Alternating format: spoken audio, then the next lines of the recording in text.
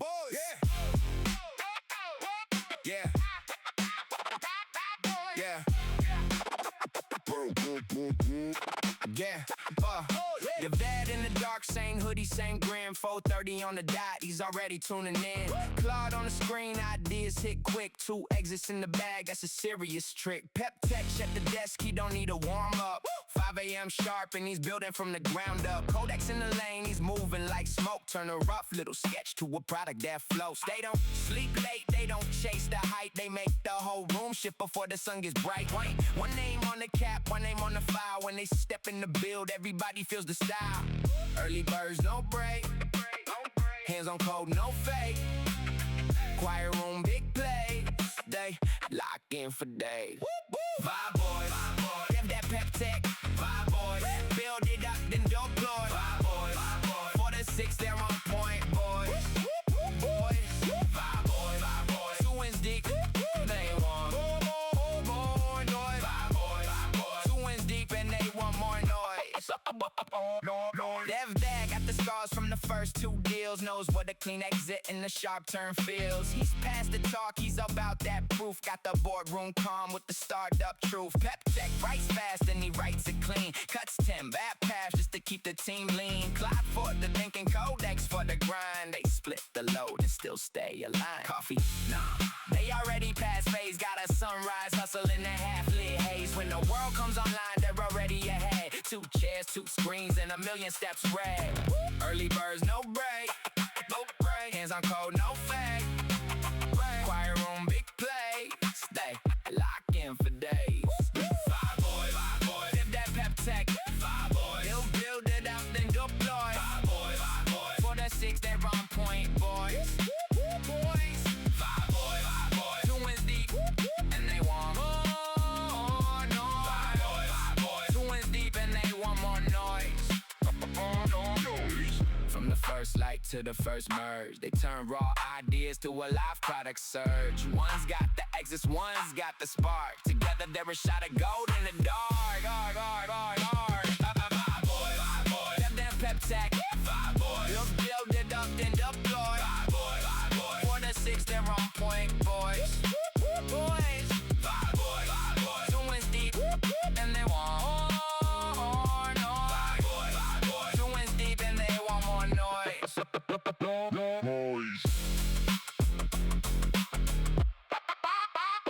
Noise.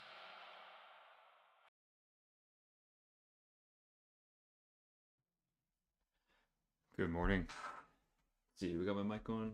All right, guys. Let's lock in here. Don't have Brent today. Probably be lurking. But we're gonna work on. Let me just get the secret screen up quick. We are getting more progress done on try launch loop. I think we made some really good progress here last week, so we're going to continue to chip away. So all right, we got some stuff done over the weekend too. We got a dev environment, a true dev environment set up. Really happy about that. And I found out that Vercel has a toolbar, and so I'm pretty excited about that. Looks like you can basically like leave comments like right in your dev environment. So like I left a comment here. We'll check with Brent tomorrow, see if he sees it. But my understanding is like this will like just surface out to every member in your org. So now when we have feedback for stuff, we can literally just like pin little comments on here. So I thought that was super cool. There's a whole bunch of other stuff I haven't even explored yet. Definitely got to do some accessibility stuff. We got to get our SEO, GEO up to spec as well. But this is very cool. There's tracing. There's our page trace. I don't even know what that means. What does a page trace mean?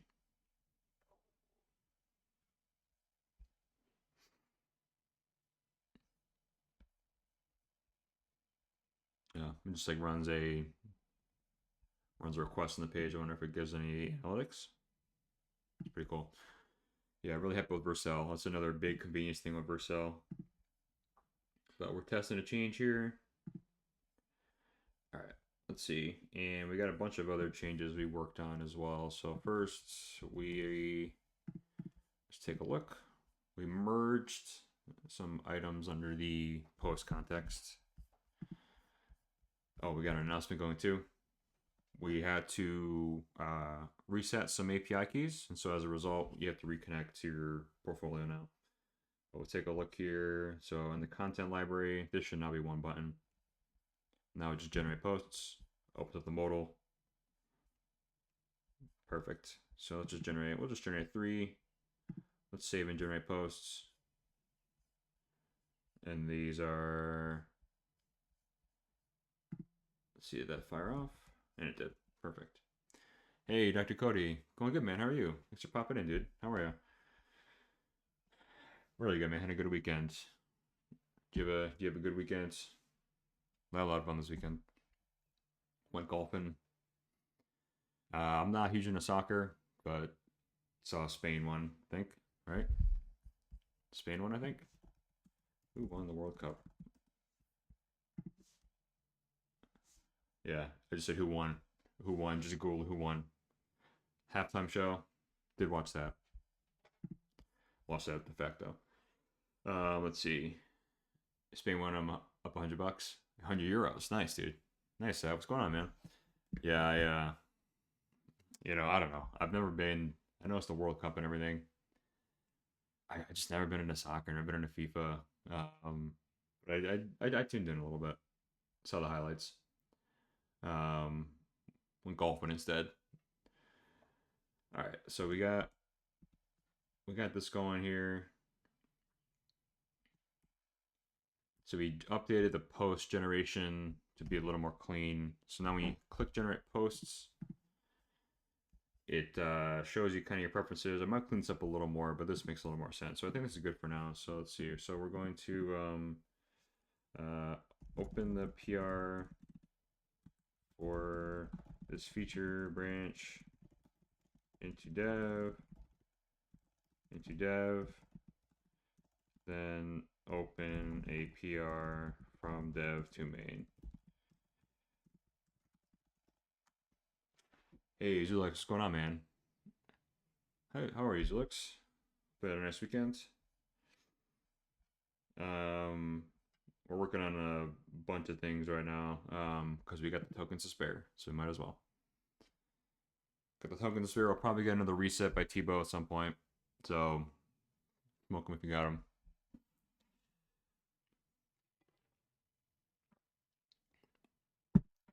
I'm excited. Won the World Cup. Yeah, dude. Yeah. I was just saying. I didn't watch it. I should have.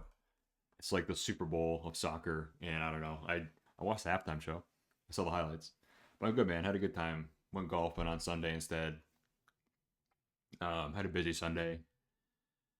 Should have went somewhere, maybe to like a bar or something, to watch the game, but I don't know. Just didn't get around to it. But I'm good, man. Really good. Had a really good weekend. Nice and recharged. Nice and relaxing. Got a dev environment up over the weekend. Kind of chipped away on that on goal mode for the first time. So yeah, now we have a dev.trylaunch.com finally, so we can actually test changes here. This was like a necessary thing to happen. So it just uses like a preview branch, and now we have this cool built-in for sale stuff, which I'm excited to take a look at later. But yeah, now we can test things in dev. So now, when we have major changes, we're not going to break production. We're going to make sure they work in dev. So should have done that from the start, but yeah, I'm pretty excited about that. So we can do a full checkout and full smoke test in dev. Then once that looks good, we'll promote it to main. So finally got that workflow going. I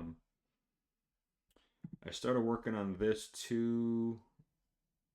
I don't think this is. Oh, I made a lot. There's so much progress I've done on like a million things.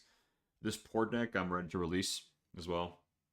I think I mentioned I'm working on this app here called Port Deck. It's basically like a command center for all like your localhost projects, and then all of like anywhere you deploy your code to. So the idea, it's like a Mac utility app for right now, but the idea is you could have all your localhost stuff running here. You can track everything. You can open individual ports. You can kill ports. You can kill all your ports. But the idea basically is like once you have something running, and it's running over and over, you can add it as like a project like here, and it will detect basically your commands to start your servers or whatever. And then you can save this like a standalone project. So if I do save project, now it'll know, hey, okay, this is a project run all the time on this port. And now, for example, every time I go and start my servers, I have to go into Codex and then type start my servers. I like to just go somewhere and say start it. So that's kind of the idea with this. So now it's always going to run on this port. Um, so yeah, it's been useful. You can remove it. Marilu, hello, how are you? Good to see you. How you doing? But here's the thing that's really exciting is you can see all your deployments or everything. So for Vercel, you can go to the live link, shows you how long the builds all took, what branches they're on, the commit hash, your stack, direct link to Vercel. Convex, hopefully this works. Should show your Convex deployments, and it just uses all like your CLI stuff. So yeah, here's try launch loop. That's production health less 72 hours. Shows all your GitHub actions. I basically just thought of as many integrations that I'm using right now. Here's all my GitHub actions that I've run. Supabase, if you use that. Cloudflare, if you use Cloudflare pages and whatnot. Railway, I think I only have two of those. Fly.io, and then Netlify, which I still haven't actually hooked up yet on my end, but I have a couple projects lingering there. And then if you want to customize your layout, you can do that. Turn things on and off. So this app is done, and I'm pretty excited to actually like launch it in full. If you guys think it'd be useful, you have to let me know. It's Mac only right now, but I am gonna plan on like a Windows port and Linux port at some point. That's what I'm working on. Just because it's been a useful utility app for me. Still live, but off to work today, so it's relaxing. Good to hear that, Marlo. Yeah, it's this weekend went by really fast. Seems like they always do in summer hours. Okay, let's see, merge to main. Actually, while this is, let me update this while I don't have anything running. This updates the codex all the time. I wish they would tell you what changed when you update it.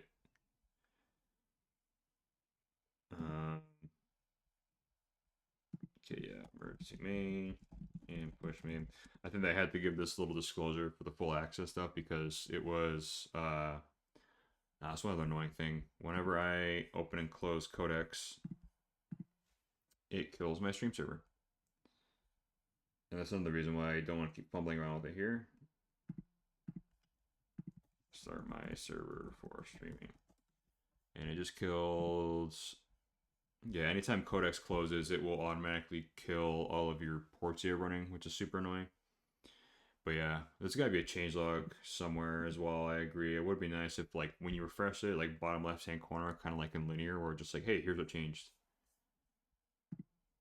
All right, let's make sure that this is working. Let's see, overlay, fresh. There we go. All right, we're good to go. Okay. Yeah, I saw that 5.6 Soul actually was, I think, like, deleting some files off people's machines, and so they probably had to, because this wasn't on before. This full access is on this little disclosure here. It seemed like that's been addressed since, but I saw a lot of people complaining about that. All right, let's see. Okay, this should be going.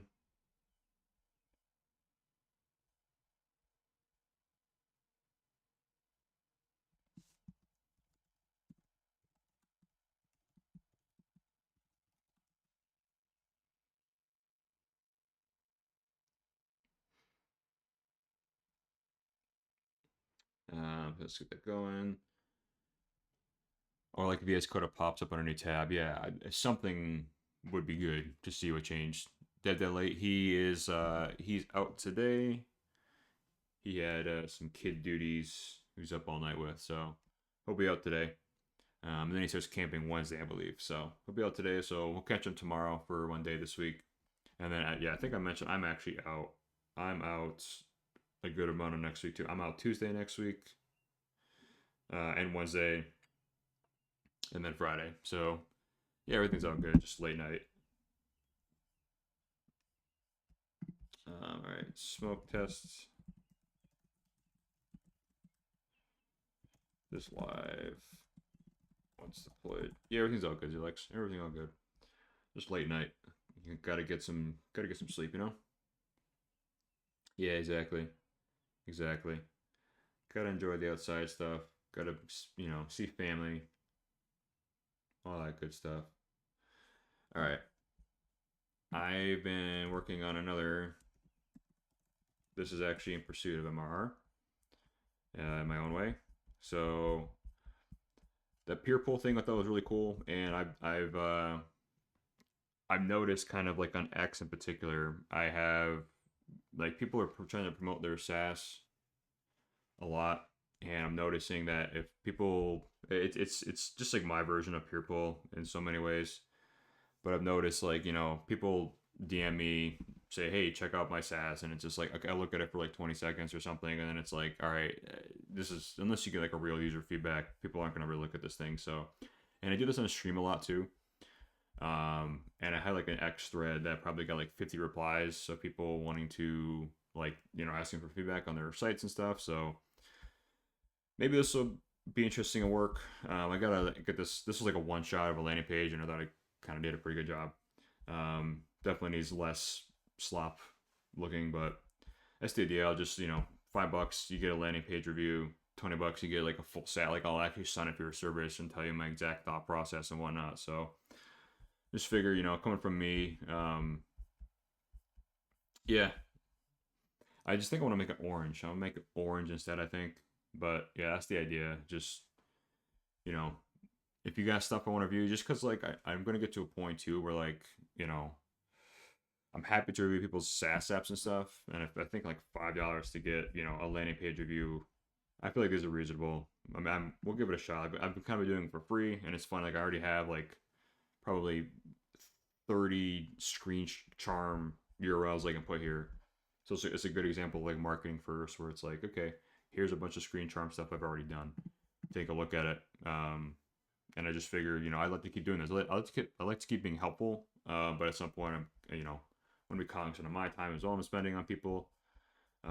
Most people, like if I have a warm relationship, will probably do it for free for them, honestly, and continue to do it for free for a lot of people. I kind of had this idea, just like I think I have a pretty good product sense in terms of what works, what doesn't, and I think the thing that most platforms are missing is like how a user really thinks, right? Like you're not going to get that from a session replay.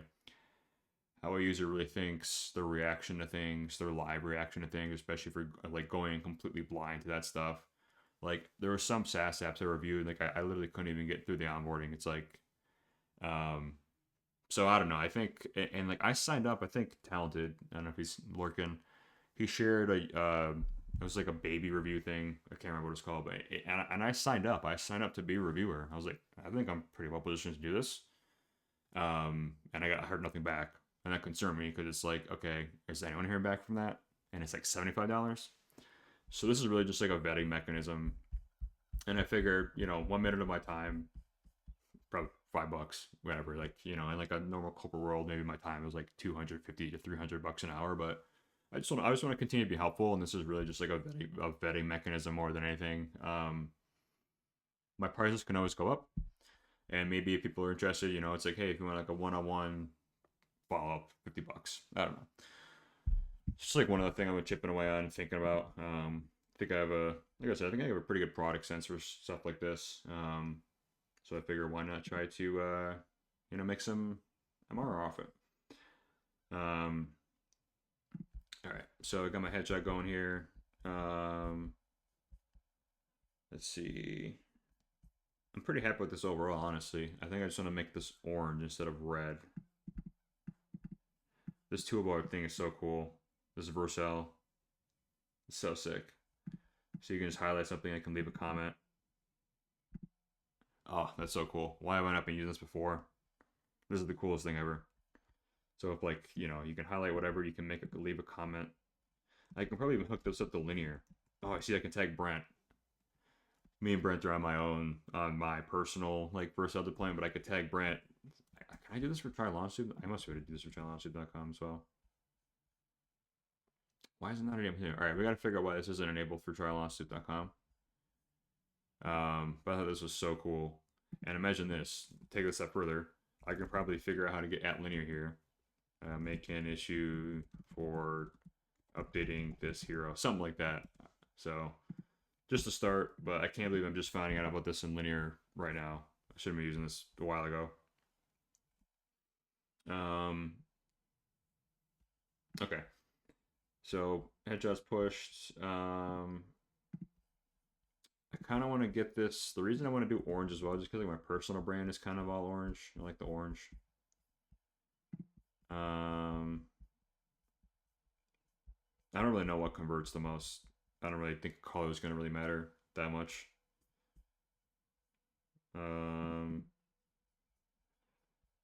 Let's see. Okay. One thing about me, I'm going to overthink a landing page until forever. So I'm actually going to get the checkout process going too. So test.com. All right, this is all boilerplate. Oops. All right, let's do triallaunchloop.com. Okay, that's all boilerplate. I think I might make this a pop-out modal instead, and then it can be a consistent modal everywhere. So I'm going to do that first, and then we're going to actually integrate that with a convex simple backend and get payments for that going too. Whenever I click the submit your app button, can we make that all consistent? Instead of scrolling to in the page, just make that open in a modal and then move the submit your app form information into this modal. This will just make it for a more consistent experience throughout the site and be easier to complete for the user. Get that going. And then let's check on. All right, so we made a change here. All right, take a look. So now our content library should generate posts. Perfect. So now this is now in one modal. Excellent. Okay. All right, so now I hit a fast follow from here. Let me put a secret screen on quick because I have a bunch of stuff in my notes that I need to do next. All right, so we're gonna now label all this stuff. Let's see.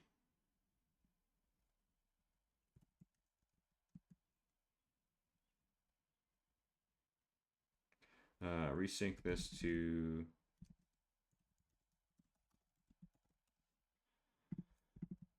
let's see. All right, let's see. Okay, well that's going. So next up, basically, the next change we're going to work on is basically when posts are generated. So right now I have these three content categories. So we have feature highlight, product app highlight, engagement highlight. We kind of defined as our own. I'm going to add a label somewhere here, probably right here, just what kind of content that was created. And then we're going to move on to the dynamic generation settings. I know we were moving pretty fast Friday.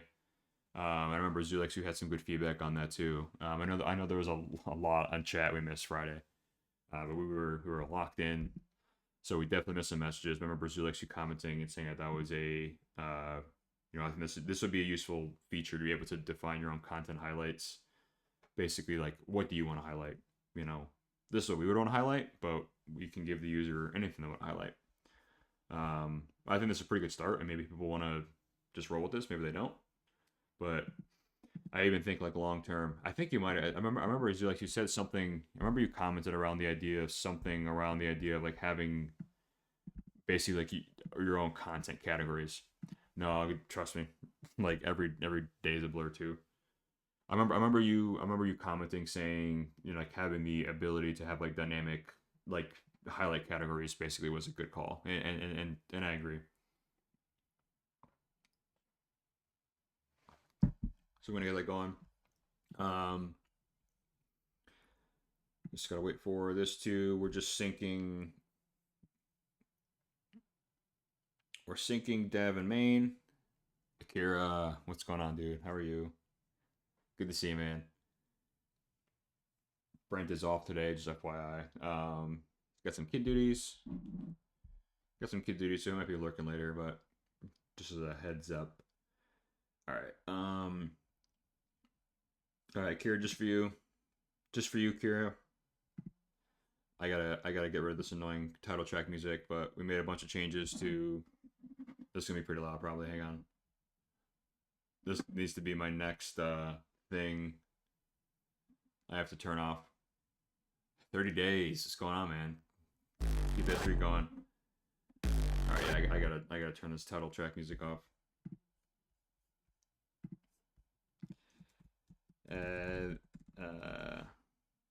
Hold on. Let's see. Why is this not game play maximize? There we go.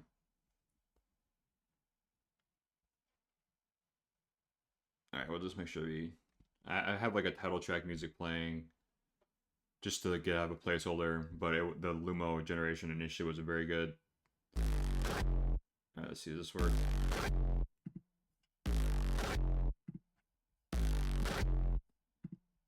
There we go. Oh, I forgot the quick guns. All right. This AK going. So we got looting. I don't know. We've been making this game so fast. There's so much stuff in it. Something's not working there. Okay, so yeah, I need to get that title screen fixed. All right, so we have XP. We have an XP system that works. Okay, cool. Got XP.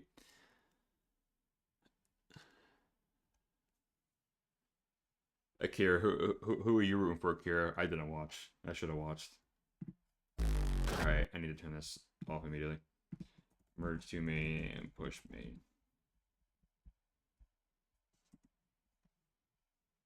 Okay, change looks good. Waiting on try launch loop to get our dev branch set up. Just have to backsync some content. Yeah. Halftime show was sick. What you guys think of the halftime show? We're big JB fans in this household.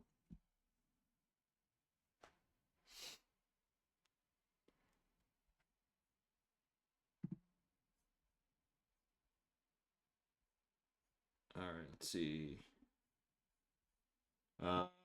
Also made this. Hold on, see if this is gonna come up. We've had tokens to spare, so we've been making. I'm gonna be probably doing a mobile iOS app for something soon. I'll share more when I can. So I figured let me see if I can get my roll up my sleeve and do some iOS development.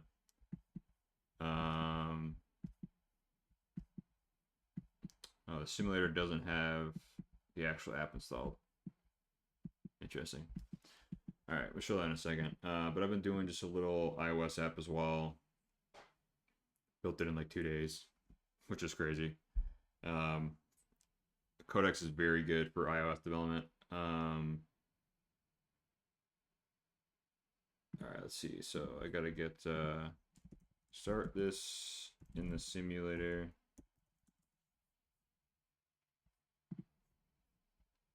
Okay, dev and main both good. All right, we're getting this going next in dev. So plan this out. Plan. Let me do a secret screen quick. Copy. We need to label the screen or label the content. Add this. Oops, sorry. Let me get this going here. Type what kind of content add to the content library. Add this on the. Add this to this screen here as a badge. All right. All right, so we made. Hey, Micro, what's going on, dude? What's going on, man? I tried to lurk actually yesterday, a little Micro. I think you're on. I think an opportunity to join, but dude, thanks for hopping in, man. How are you?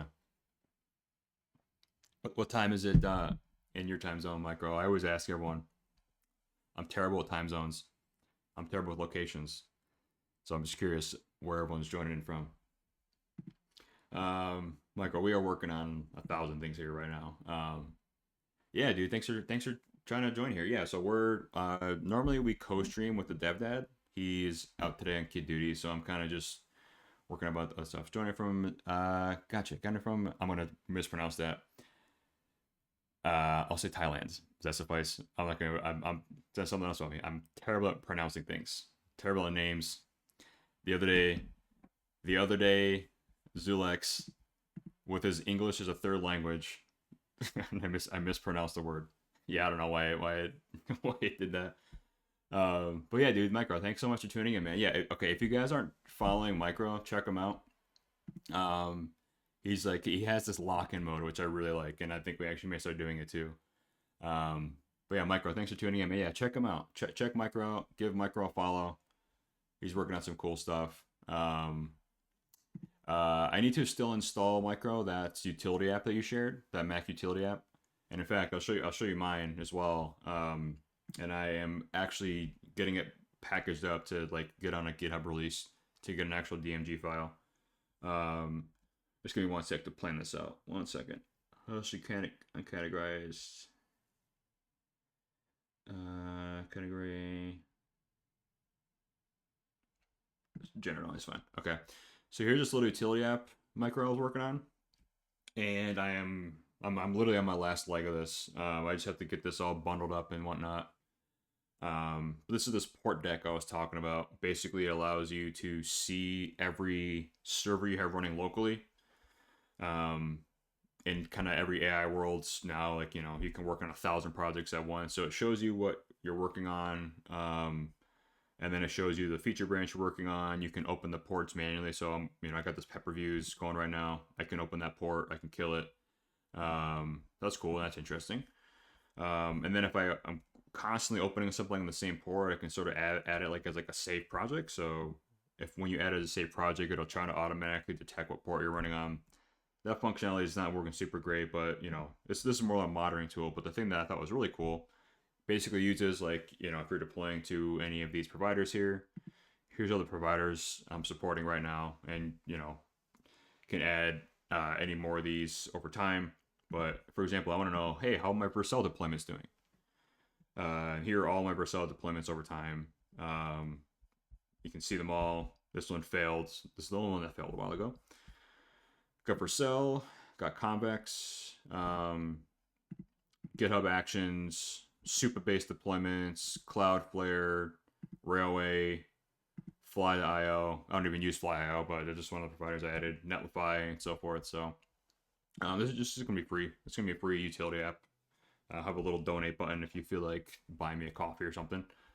But yeah, I thought this was useful to utility, and I am constantly chipping over running my own servers, so I will do this at some point. Hopefully this week. I've never actually like published out a utility app, I guess, so I got to figure out like all the signing process and so on and whatnot. But yeah, that's what I'm working on, as well as a million other things. And yeah, you're converting to Atari today. Exporting a whole web browser isn't fun. Ooh, yeah, that doesn't sound fun. The new Dino desktop thing. Dino? I've heard of that. Tell me what Dino is. Do that desktop app. Super momentum twitching. First time chat. Thanks for being here. Yeah, this is Mac. Yeah, the operating system on is Mac, and this is just a utility app I was showing here. And then when I'm running here, when I'm running here is Codex. That's like my AI assistant. So yeah, that's what we're running here. Super momentum twitching. Thank you for being here. Let's string one, now switching it down. Yeah, Micro, it's funny. I almost went Electron, but I've been, this is just my thought on kind of native app development. And I know Expo works really well too. I've heard really good things about it. I know Brent DevDev has also used that quite a lot. Um, but to me, like I like running just on the native, like I guess tools because AI is very good at being able to understand that now too. If you want to cross deploy across many different platforms, yeah, maybe Expo or Dino makes more sense. But yeah, I just been writing like native code, so like native Swift code for this, and having AI assistant. I'll show you an app I made in a second, literally in 2 days as well, just with native code. And yeah, thanks, Micro. Yes, exactly. It picks up any. That's actually a good point.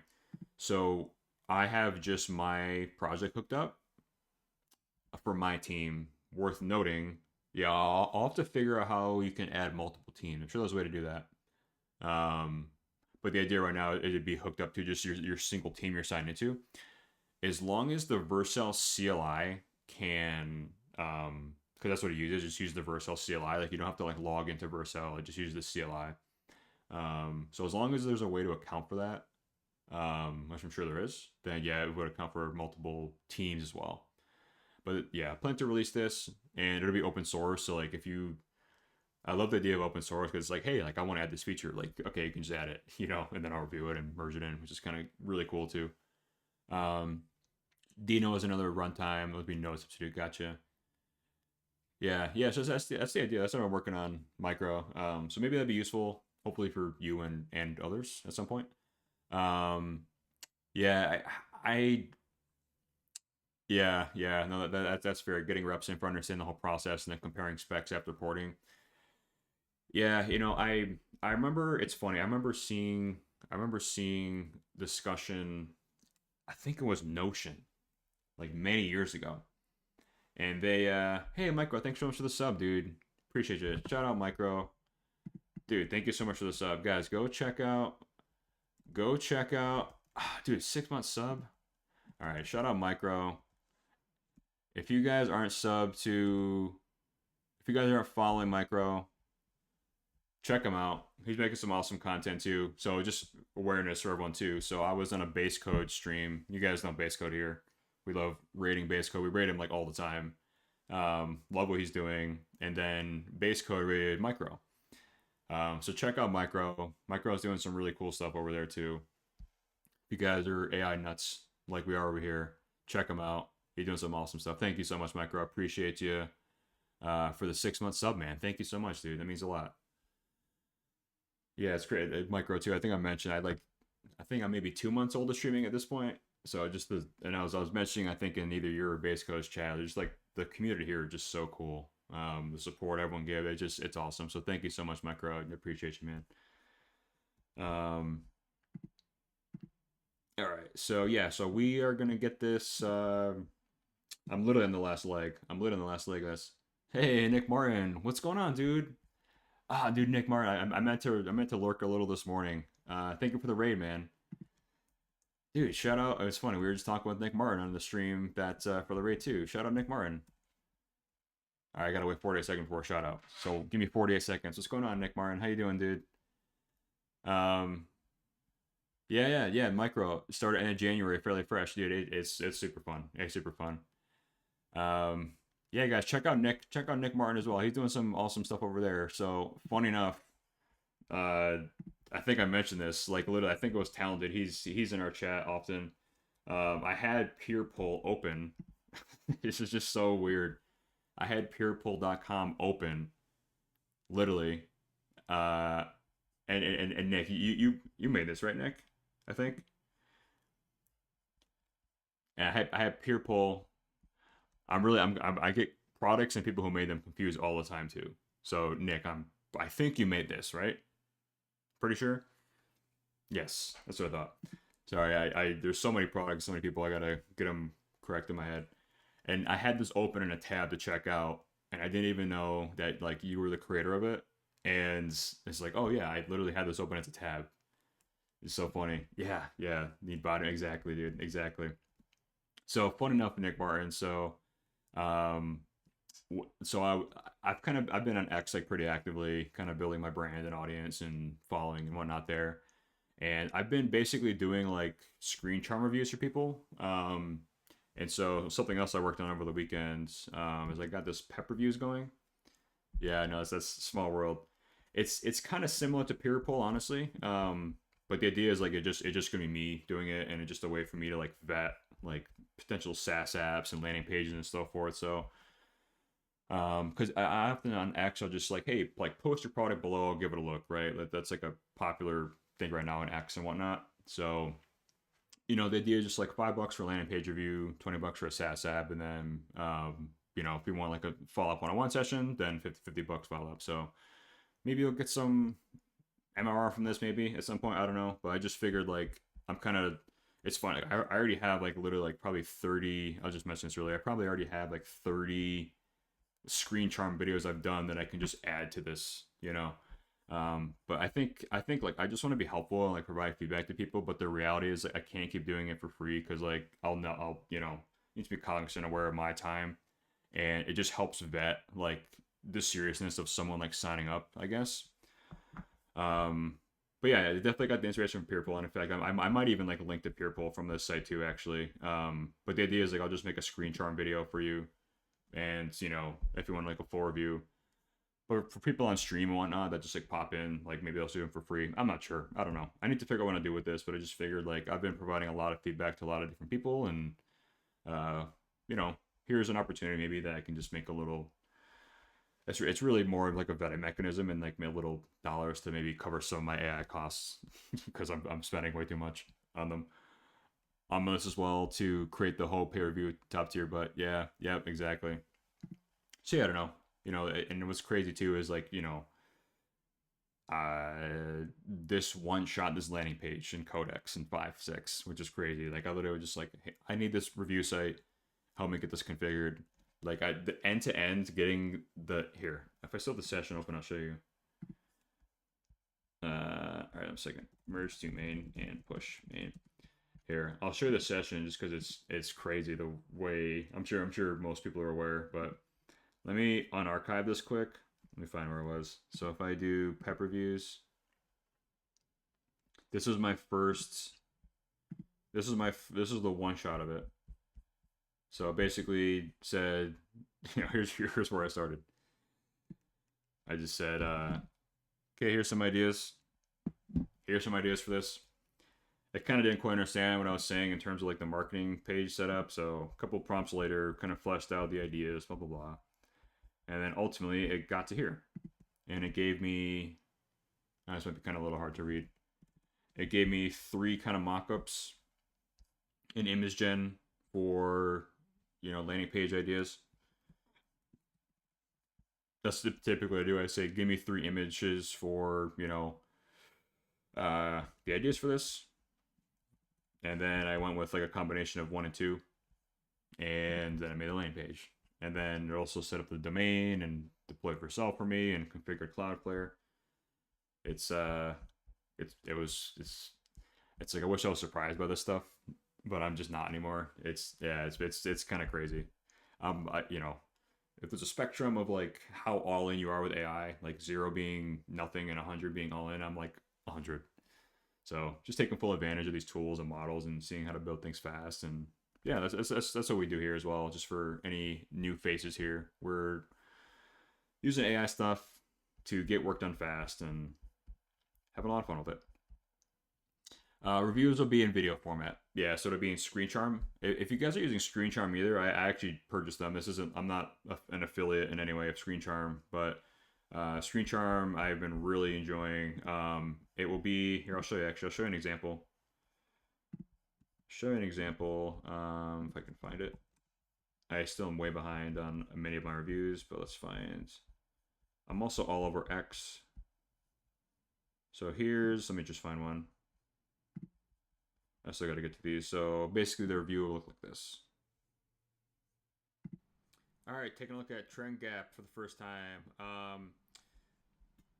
So basically it tries to find niche products for you to take a look at. I think it's an interesting problem to solve.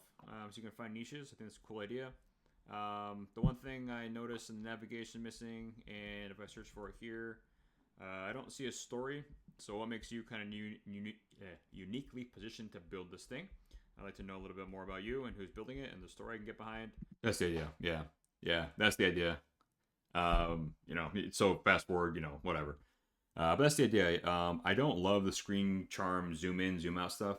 I'm probably gonna turn that off for these sessions. But yeah, like what's nice is Screen Charm hosts these videos too. It's like I don't even have to think about like putting on YouTube and just like here's your Screen Charm link, copy the link. Shout out Screen Charm. Screen Charms are awesome. But yeah, that's the idea.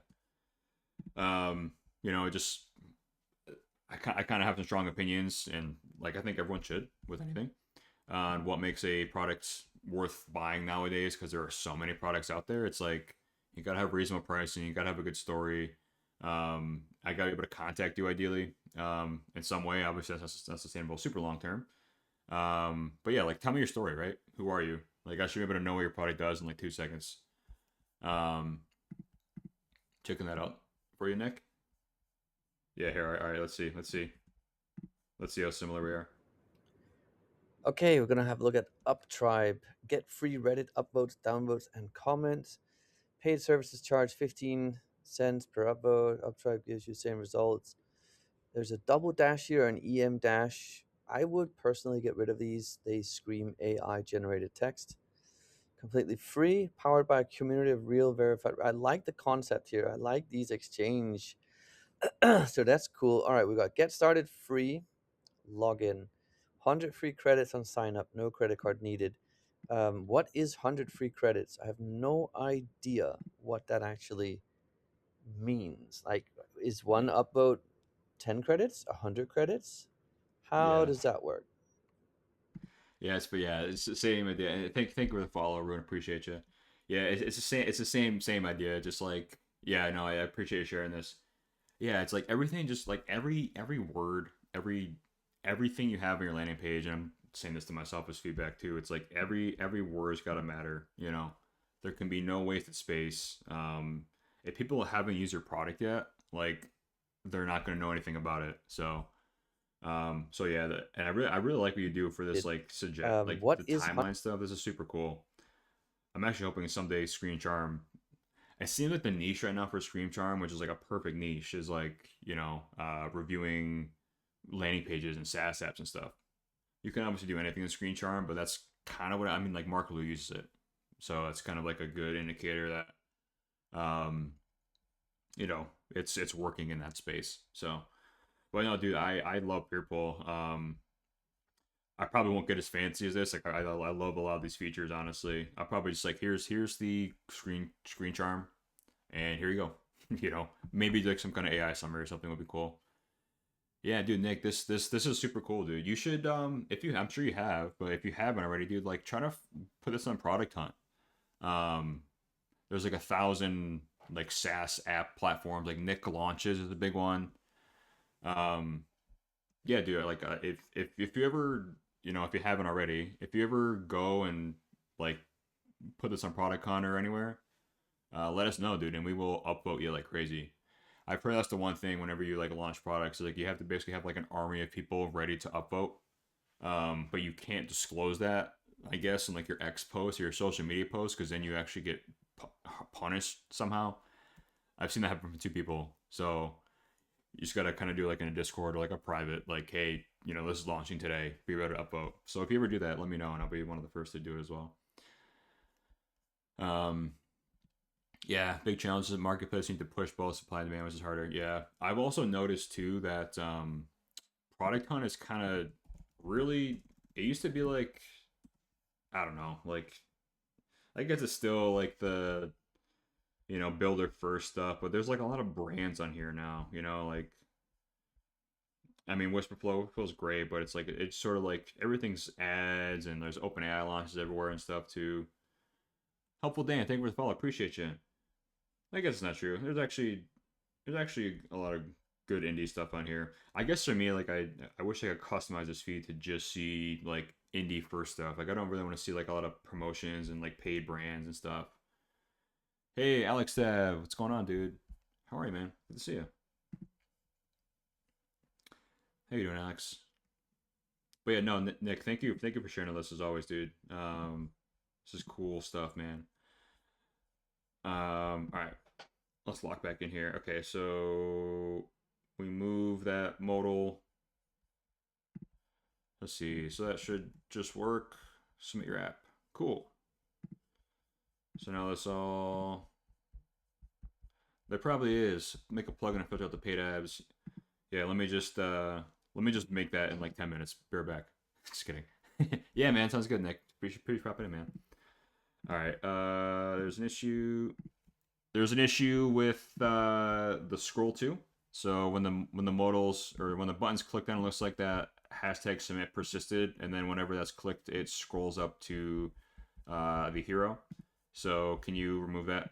Otherwise the user scrolls on the page, and they should not. Arun, let me know when it's done. Arun, let me know when it's done. Okay. All right. We also made, just FYI. Again, we had some tokens to spare because I knew there'd be resets coming, so we used our tokens. We also made this for my wife. It's basically like, I'll put this in the App Store at some point too. Mostly because I'm gonna be working on something else as a mobile app, and I wanted to just kind of get my feet wet for the first time. It just allows you to track your clothes. So I don't have I can't show I'm sure I can show my physical phone, but the idea is you add a clothing article. So let's see, we'll do red shirt. There's probably some AI gen stuff we can do here too, but for now, just super simple. Top, color's red. We'll say I wear this sometimes, and I wear it in every season. Okay, so now add some jeans. It tries to do background crops too, but doesn't do a very good job of it right now. Color, this is really denim, whatever. Black is fine. Let's say I rarely wear this. Wear it in all seasons. We go to today. I need some shoes. Get some shoes.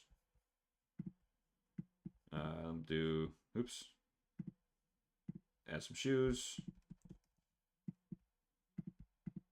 We'll add shoes. And then the idea basically is, you could say, okay, here's your outfit. I'm going to wear this today. Now I can see all the outfits I've worn over time. I can plan my outfits for the week. Plan my outfit for the day. Plan it for the week. So yeah, just like a wardrobe manager, basically. Really just to get my feet wet with like iOS development. And you can rate an outfit if you really like it. That was just fine. And yeah, I did this in 2 days, which is crazy. Probably like 8 to 10 hours end to end. Codex is very good with mobile app development stuff. And yeah, just been working on that too. That was just a little fun thing. At some point, it'll be like a sign in and sync profiles and all that good stuff. But starting simple. The one thing I've sort of been trying to do is like, if I build things now, like I want to make sure I'm actually really using it, and or have someone else that is using it too. So in my case, it's my wife. To actually get feedback, because that will make me focus on the features that only actually matter. Because try launch loop, I shipped a bunch of features that don't really matter that much, honestly.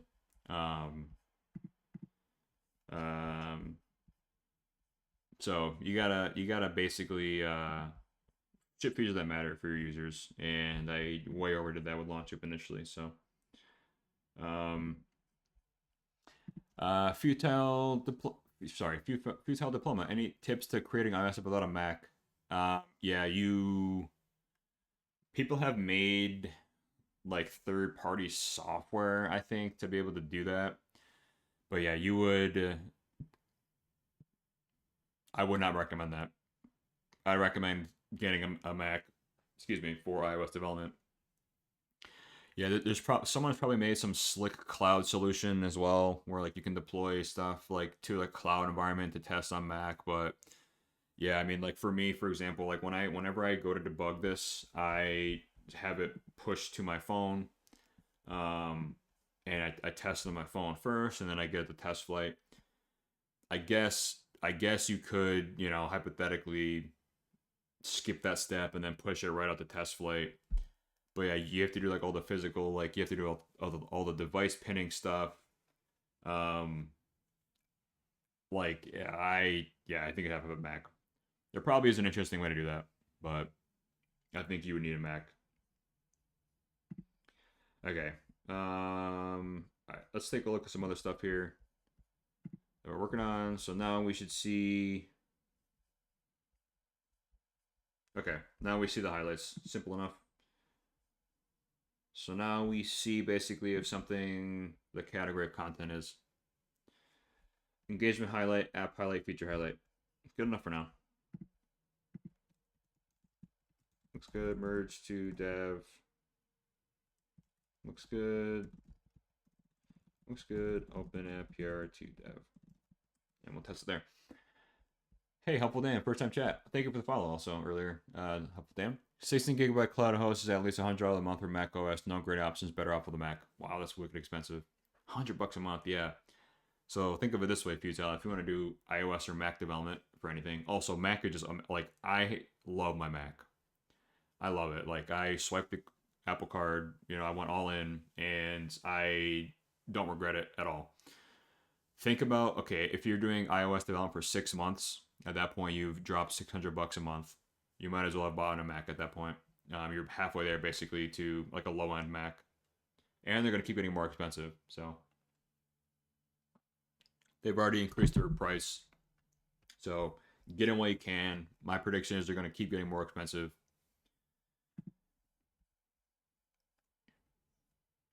Let's see. All right, so here's the one thing when you run a lot of servers at once is ports are constantly shipped over. So I, for example, am trying to run this pep reviews thing. It's trying to find what server to use. Let me just make sure this is working in terms of the right modal stuff.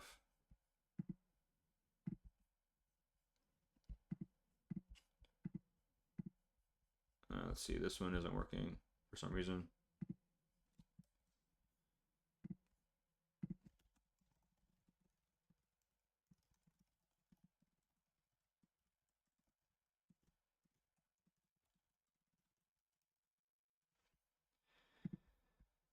Okay, let's see.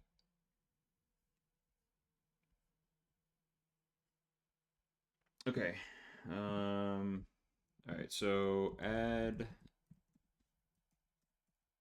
plan, add the ability to turn off the title music when the game is started in the settings screen. By default, have this be off. Okay, so for Black Relay, we have like a bass kind of music, but it's not very good. Made with Luna. Let's wait.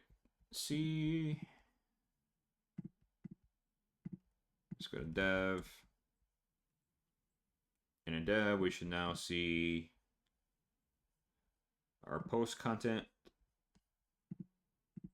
All right, content library. Let's generate some posts. Generate 2 posts. Loopy is generating for us.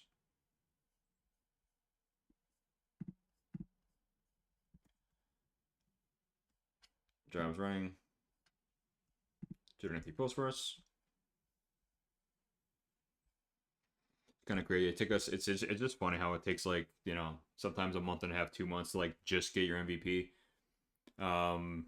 Like Friday when we launched this generate post, like we should have done that first. I should have done that first. Like I kind of owned the output, and I was missing the entire important part of the app. But sometimes you learn, My overlay just died for some reason. This always happens for some, I don't know why. I don't know why that keeps happening. Start my server for streaming.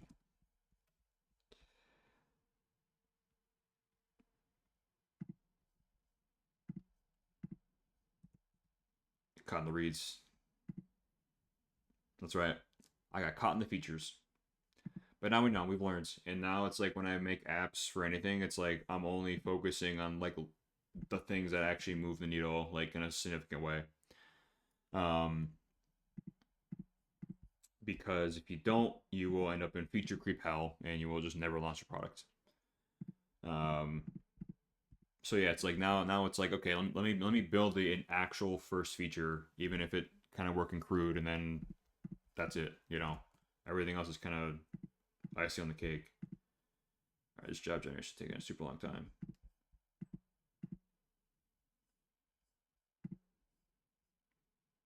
Come on.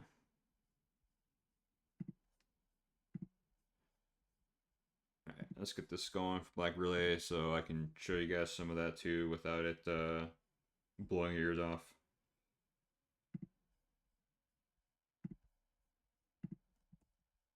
All right, let's make sure that this works.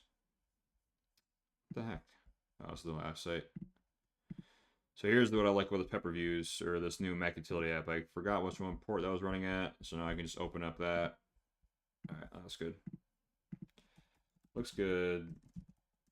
Looks good. Merge to main and push.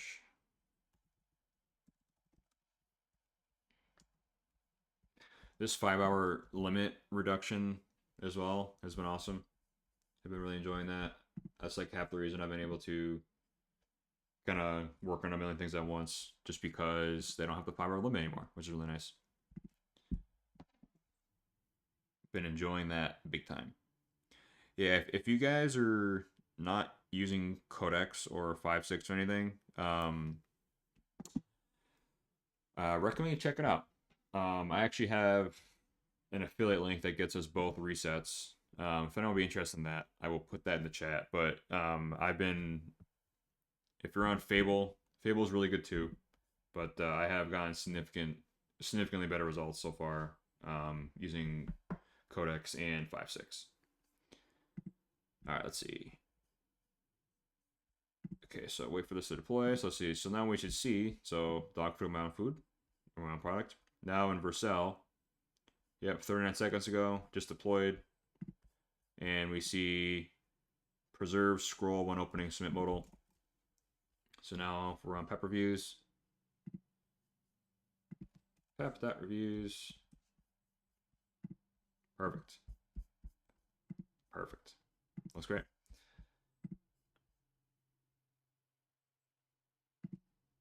Cool. That works. Hey, I'm Silly. What time is it for me here? It is 6:30 a.m. Eastern Standard Time. So bright and early in the morning. What about you? I know everyone's tuning in from different time zones, so we do the bright and early morning streams here. 2:30 a.m. Nice. Got me beat. Got me beat. Lock in. Just gotta lock in no matter what time of day it is. Alright, let's see. Okay, one thing I do wanna about to though do upstream. Thanks, man. Appreciate it. Thanks for tuning in, man. Get some sleep. Appreciate you popping in, dude.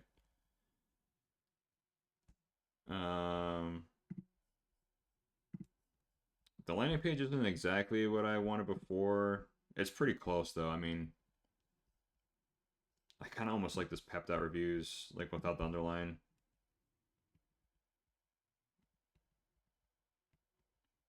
I don't know, whatever. We'll think about that later.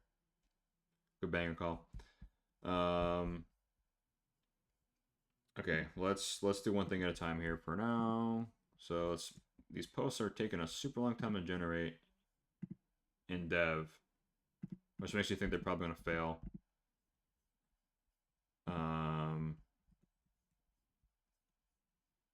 Let's just make sure this works. So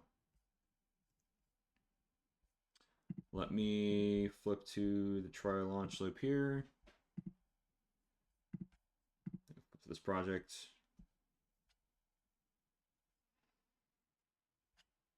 Content library, generate posts.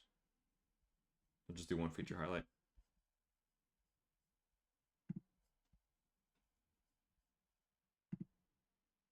Hopefully I have credits. Hopefully I have enough credits. Typically that fails pretty fast though. If I don't, then it actually gives me a pretty good error message if I don't have credits. So let's see what's going on here.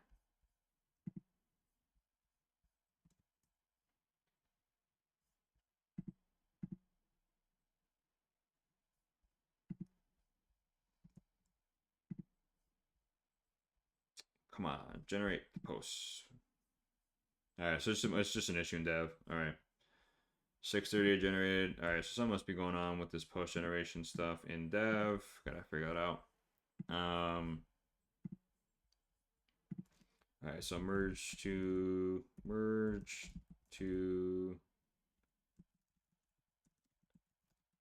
oops, merge dev to main.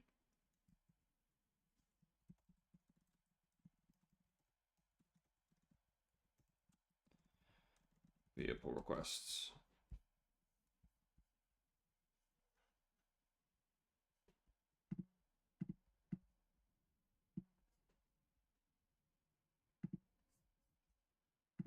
All right, let's see.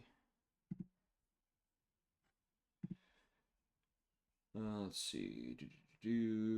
Okay, gotta get that merged to dev to main.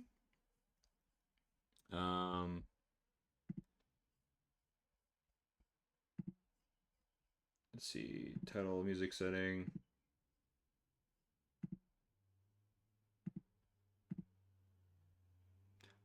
For Black Relay, we're working on the title music being able to be muted by default because this can be very loud.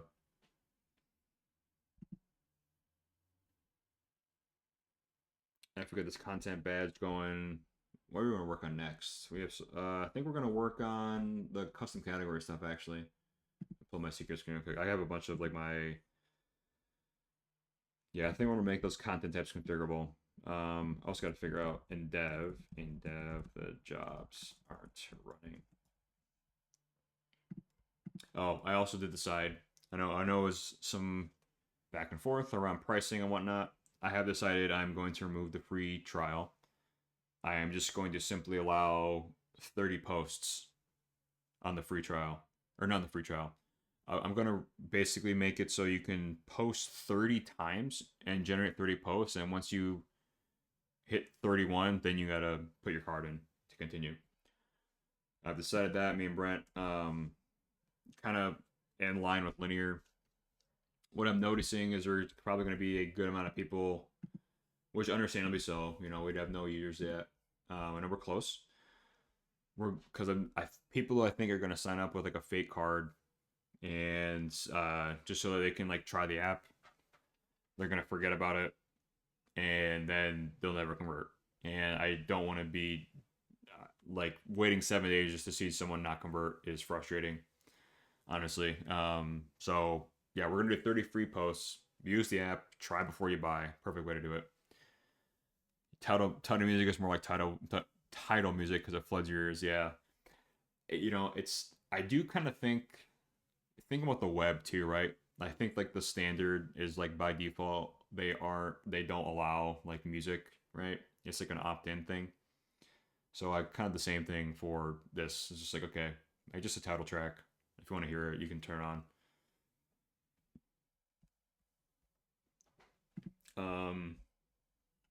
I do gotta say though, this Suno AI, I'm considering upgrading just to get this track. So this here, I think I showed you guys this already. Let me make sure this isn't super loud because it might be. This is going to be the title track to the Black Relay.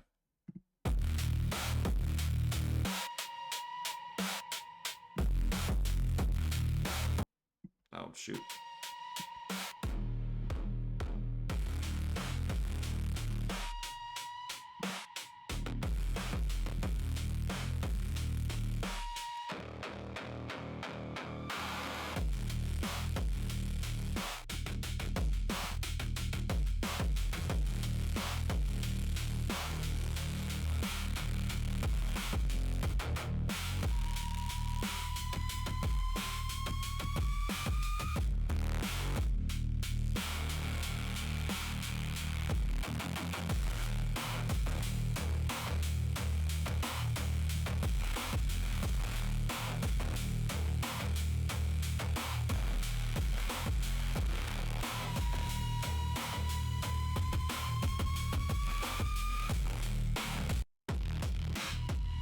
I mean, Sumo is good. Sumo is that is. If you guys ever played like Escape from Tarkov or like Death Grips, that's quite literally where the inspiration came from. And then there was another version, but I like this. I like the first version better. This is the second version.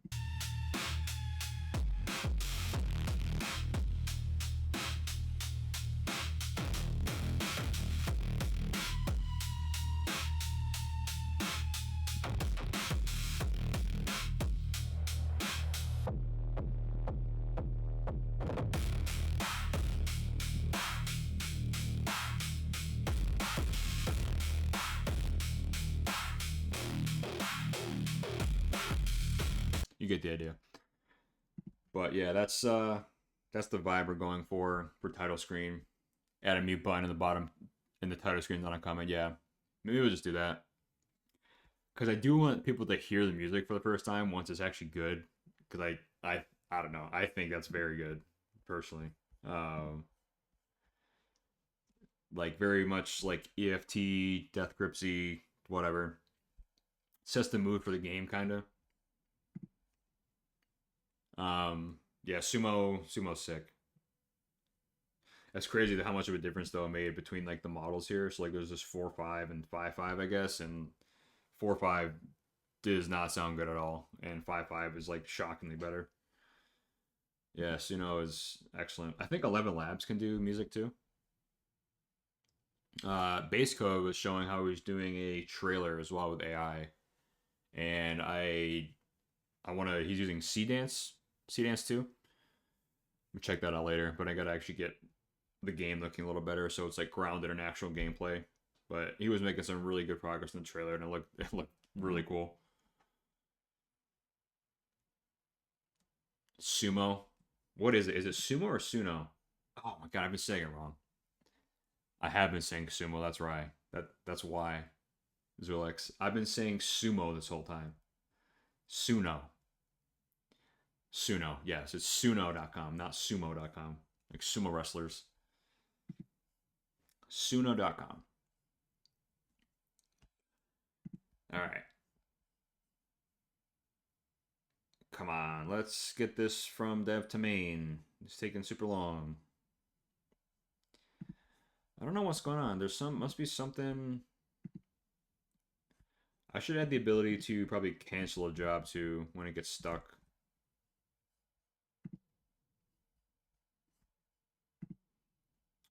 Let's see. Yeah, I think I'm gonna add that next. Add the ability to cancel a job. Because I know this one clearly got stuck on something. So we'll have codex debug what's going on. It's probably something with the Vercel environment set up. All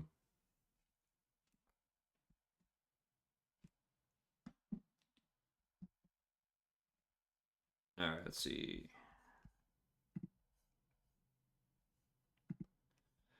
Okay, next up we're going to, let's see, let's make sure let's check out local. Pep streams is up. This seems to be on 3000. All right, I'm gonna get a convex project for this setup quick. Gonna do a speed run to get pep reviews done. Let's see. All right, let's see. So I got none under here yet.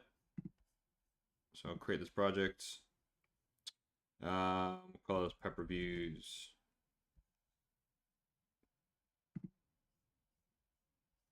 Get the provisioned.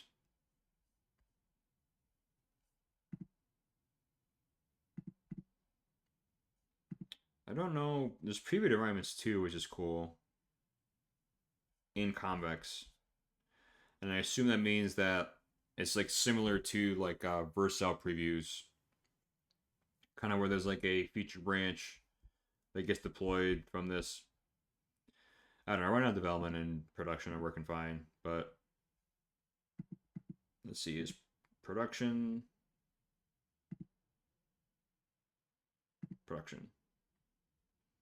Cool. That didn't take long at all. Okay, so let's get this set up. So let's actually move forward with setting up the checkout process. I just created a convex project called Pep Reviews. You should be able to see that. So just set up a basic form checkout for me. When the user ultimately hits submit for review, I need the ability to log in, and I need to create a user view and an admin view. Admin view will be my point of view for reviewing. I may grow this into other people reviewing on the platform at some point. I'm not sure yet. So just like, make. Actually, yeah, I'm gonna take this out. Let me think about this first. Actually, I want to have just like two groups of people to be like reviewers, reviewees. Can't think of the names of them. All right, let's type this out. Help us organize our thoughts better. I just created a convex project. HEP reviews. I want to take the next steps to set up a basic checkout flow without setting up Stripe just yet. Yeah, reviewer user role. Therefore, I want to create a login view with better auth. Login with better auth with two user roles. Reviewer, and if I can type today, reviewer, and I'll call it submitter. Suggest a better name if one exists. That allows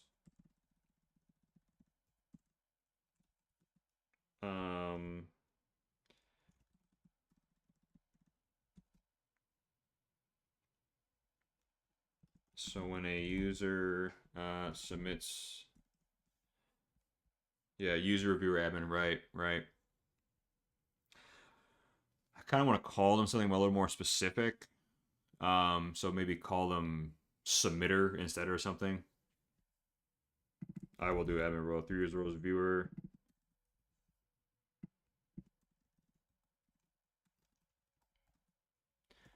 Help me get that fleshed out for this app.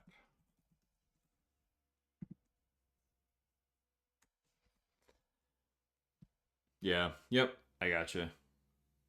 Yeah, naming's hard. If anything else, that is probably the most useful thing. Not even code. I'm just kidding, it is code definitely, but naming. Because naming things are just super hard. And it's like the ongoing meme where we're really bad at naming things as engineers. It is true. All right. Okay, so now we should see us generate a post.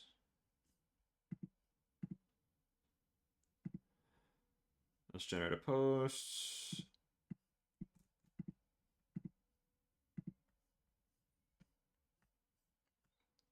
Okay, now we should. Oh, we see it. Okay, perfect. All right, so now we see the categories. So feature highlight, engagement highlight, app highlight. Excellent. Okay, we're looking good. Changes look good. Changes look good. All right, we got to figure out what's going on with the jobs in dev, though. So take a look at that next.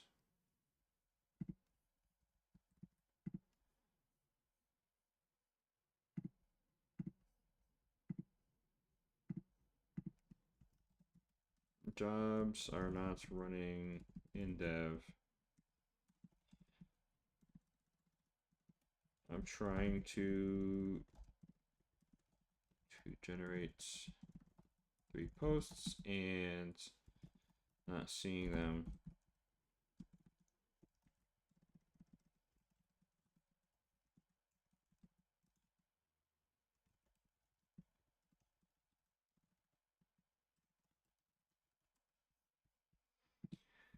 Okay, take a look at that.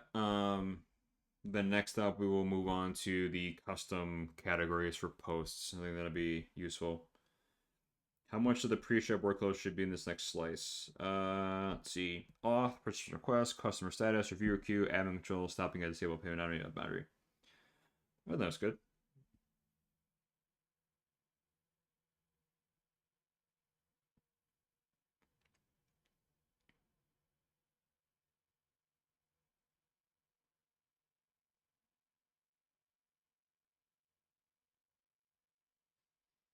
Yeah, let's do working pre-checkout. That's fine.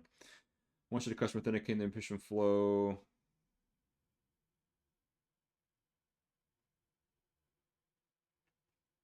Yeah, basically I want like immediate account creation after they submit something. Well, I guess they don't have to. They can submit it. Hmm.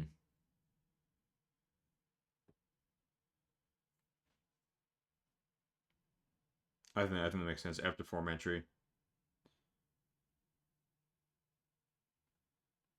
Yeah, after form entries, we can always change it. And we're not going to overthink this. We are going to do email and password. Email and password to start. And I've done better off twice now, and we will end up doing it for launch soup as well. Decided that as well. Yeah, yeah, that's right, Alex. I just want to see because it's not an issue with any of the job code. It's probably an issue with the way that it's deploying to Vercel. So, and I also understand that too, because I generated some jobs initially when this was done. So I want to figure out exactly what changed here. I'm not gonna spend too much time on this, but I do want to be able to test post and dev. So I just want to get that going. But yeah, I'm not gonna step on toes here.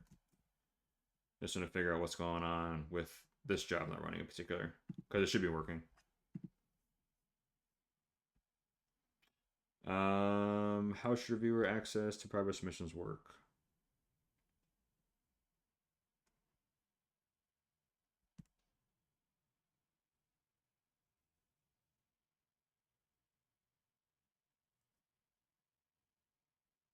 Hmm.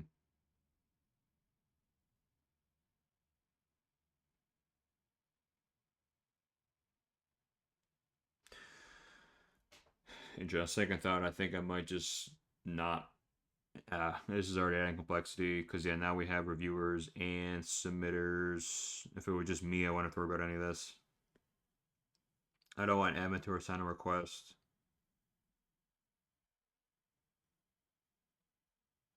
All right, lesson learned. We're going simpler. We're going simpler. Simple is good.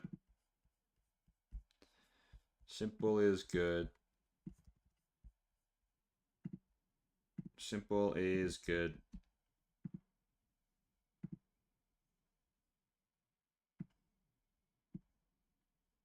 I'm just doing 2 user roles to start. Reviewer submitter. I will be the only submitter.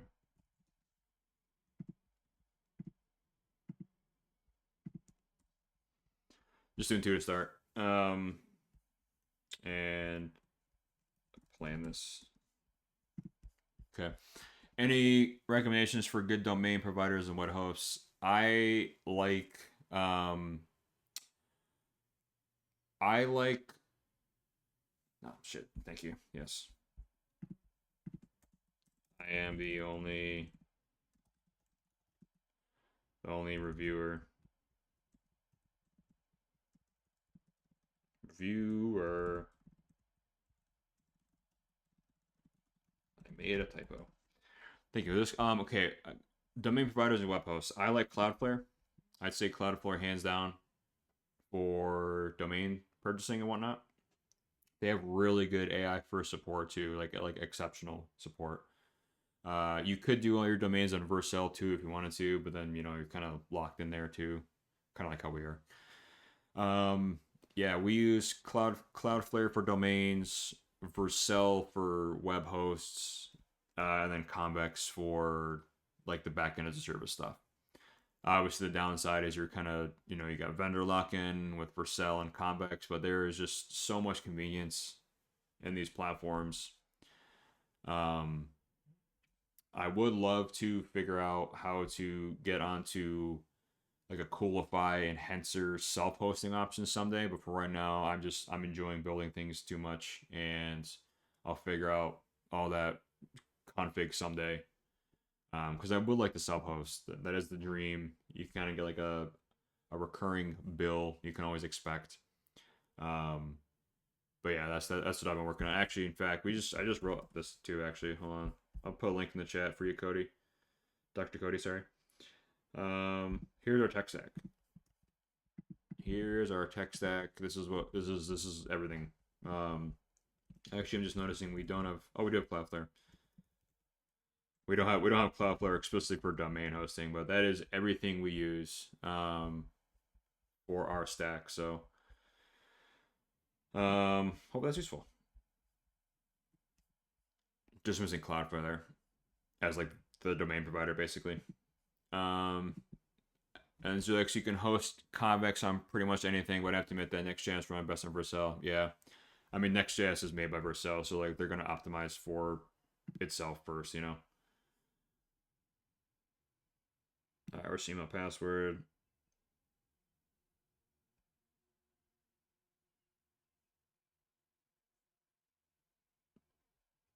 Yeah.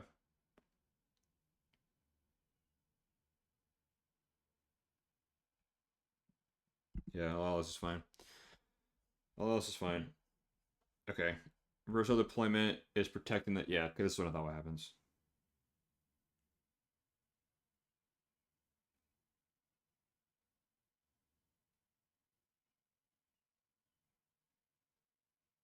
Okay. Interesting. So I'll have to.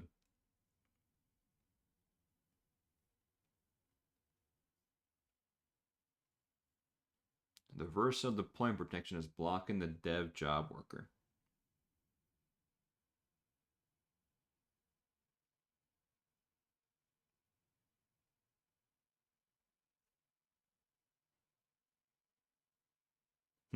Okay. So Vercel didn't kick off basically in this dev environment, but it kicks off successfully. I had this issue over the weekend too. Okay, so what is the next? What's the best option to resolve this? Best option.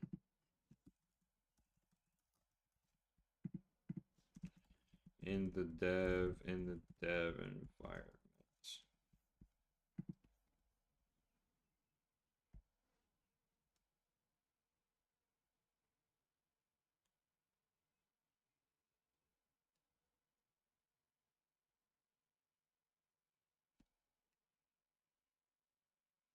I almost think we should have users sign up first, then they submit their stuff.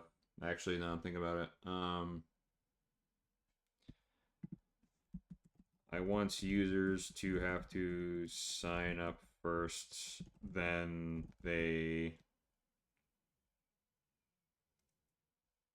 Let me think about this.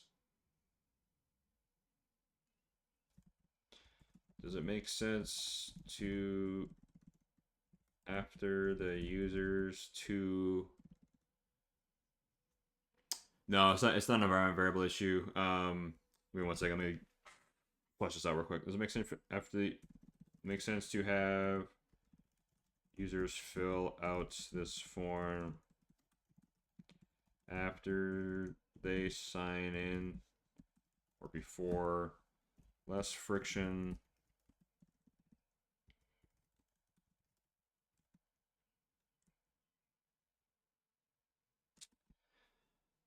Just thinking about that. No, it's an issue with basically dev environments and this preview environments. They block basically the jobs running in Vercel on dev or preview environments.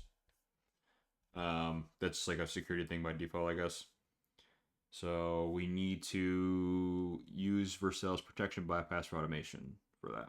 So I think that's what we got to do.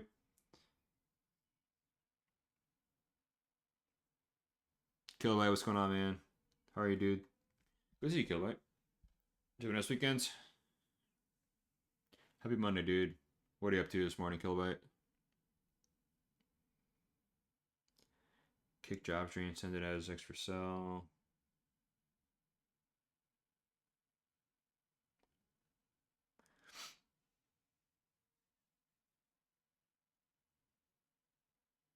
Yeah, we definitely don't want to disable the protection.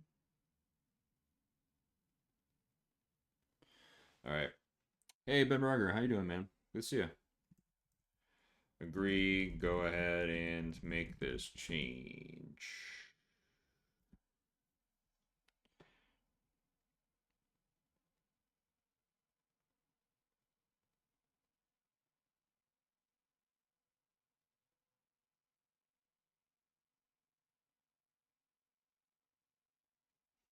Um, how will this impact production? We don't want this turned on there, do we? I don't think we want this there. Car engine light came on, taking shop this morning. Yeah, mine was just in the shop. Mine was just in the shop. I have a rattling heat shield. Super annoying. I thought it was my muffler. The Subarus, they just melt off every year. Super annoying. Yeah, don't let it ruin it, man. Yeah, just sucks. Hopefully it's all is good. There's no fun for having check engine lights. I'm not gonna would have never had that happen, fortunately. But yeah, and I'm good, Ben Berger. Thank you. Yeah, I'm good, man. Had a nice weekends. I don't know, watched the World Cup. I didn't. I didn't. I went golfing instead. All right, let's see.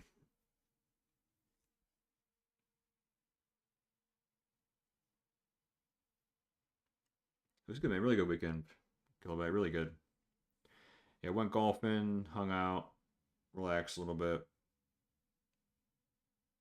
It was nice. It was a good time. Spent a lot of time in the sun. Weekends go by so fast. It's like the week for me goes by super fast too. But man, it's like you blink and the weekend's over.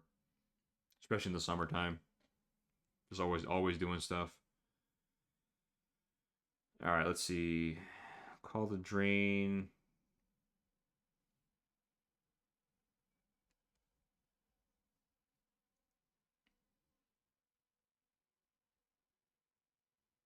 Okay, yeah, I like this. Okay, agree. Go ahead and implement this. So we can get jobs working in dev. All right, that's the better option there.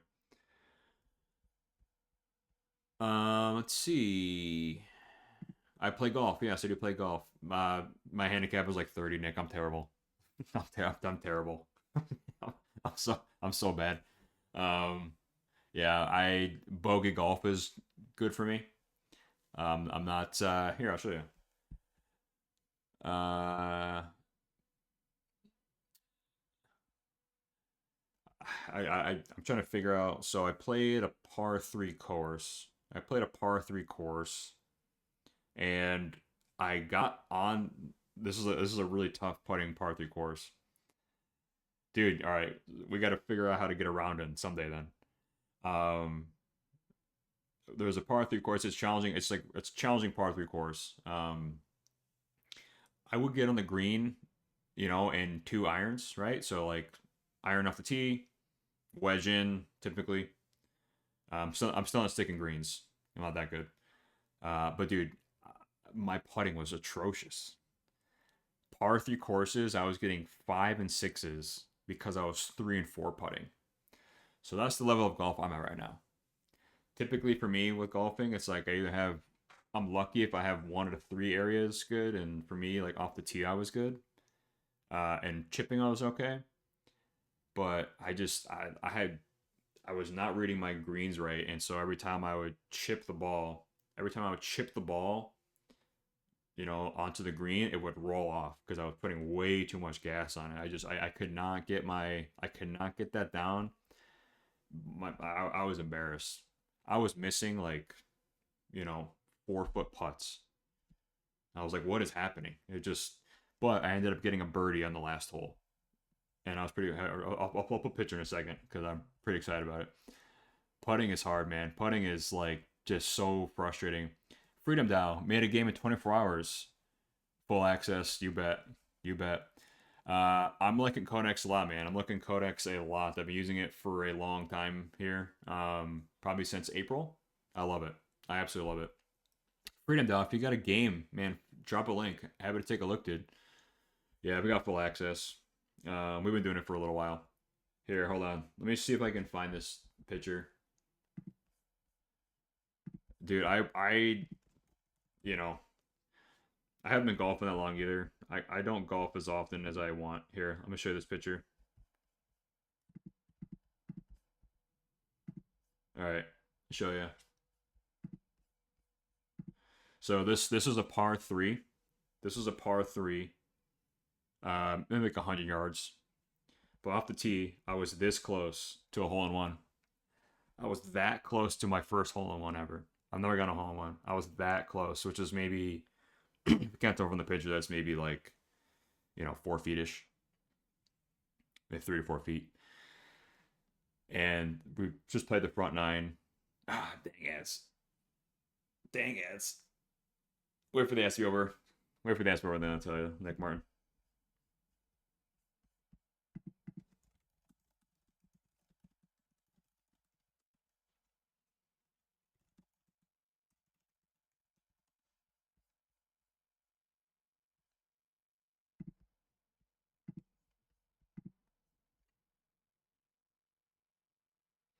As you're done, can you hear me, Nick? Nice, perfect.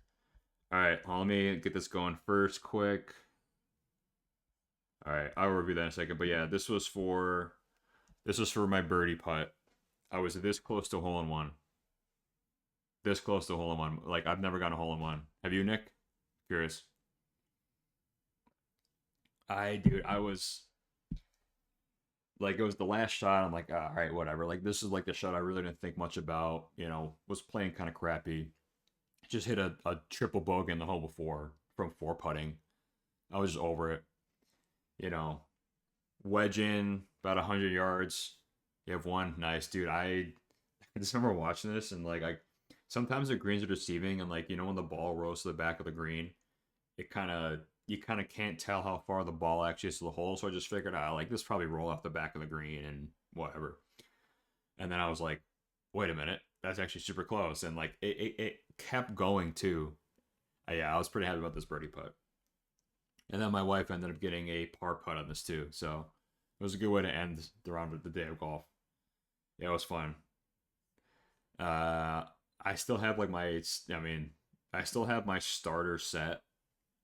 I definitely need to like get like a actual better set of clubs too, for sure. Yeah, dude. If there's any golfers in the chat, don't make me vibe code a golf app in 24 hours, guys. Don't make me do it. Don't make me do it. Okay? Because I'll make it basically based off this. I made this as my first Godot game. I don't know if I've showed this before, people. I probably have. I made this. It's an iOS app, but you can play it on desktop too. So don't make me vibe code. Don't make me vibe code a golf game in 24 hours because I will. All right. Clearly, my quarterbacks all suck, or my receivers all suck. So let's see if we can get this quick. All right. Don't make me because I will do it. Don't make me. All right. Okay, let's read this quick. Yeah, I know it's expensive. It's expensive. Don't make me, guys. Don't make me vibe code this. Don't make me vibe code a golf game. Yeah, so that football game was based off like NFL Street. Like it's kind of like a 2D NFL Street. Me and my friend went through like a 2D NFL or like golf street. I don't even know how that will work. But yeah, big sports guys over here. Kind of not really, just golf and football. Didn't watch the World Cup, so it tells you how much I'm into sports. Yeah, I wish it was. It was $60 for 2 people with cart for 9 holes. So not great, not terrible. And par 3 for me is good because I'm like, I can hit my driver, but I just have no distance on it. I used to have a wicked slice for many years, but I don't even know how. It got resolved. So my driver is my worst club. My putter is actually my worst club. But I can probably drive it maybe like on a really good drive, I can maybe hit 230, 240-ish. Maybe. If I have like a really good drive. But yeah, putting is my detriment right now. Putting is hard. Putting is super hard. Yeah, I thought that too. $60 for 2 people. 9 holes. You know, that's the thing. 9 holes though. That was just front 9. So, but I mean, it's a great course. So, all right, let me read this plan quick.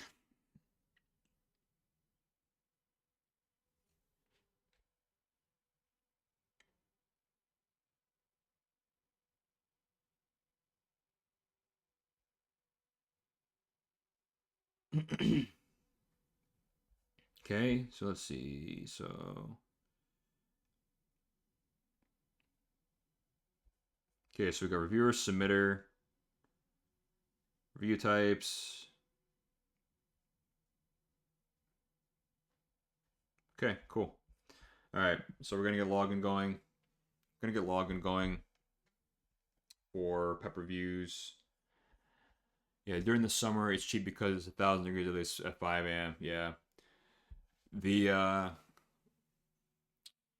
it gets cheaper as the day goes on actually, so it's actually more expensive here.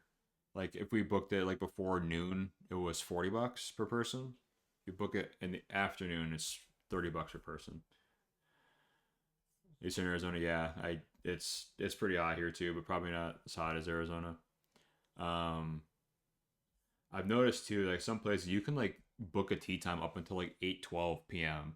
and like that's when it starts to get dark. But I've seen some places like they'll do like after like 3 or 4 p.m. It's like you can literally play as much as you want. There's one course is near us that does that.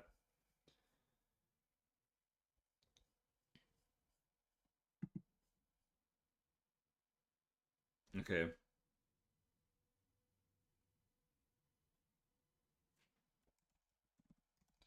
approved. All right, so we're just getting that done in dev for this job generation stuff.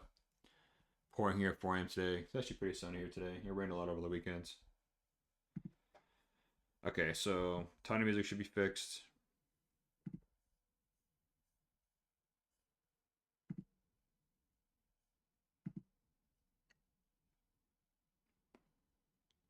Hopefully tiny music's fixed and it's not super loud when I start this up. We've done so much for this game too. There's like literally so many. Like I'm basically making like EFT, sort of. Not I'm not making EFT. That's not true. I'm taking features that I like from it. Game dev is going awesome, man. I'm having so much fun. It is like it's so cool to make a game. All right, let me just make sure settings. Tiny music is off. Okay, perfect. All right, yeah, we got so much stuff now. So now I have AI companions. I gotta clean a bunch of the stuff up, but I think I showed this. You can customize your character now. Let's see. What helmet do I want? I'll do this one.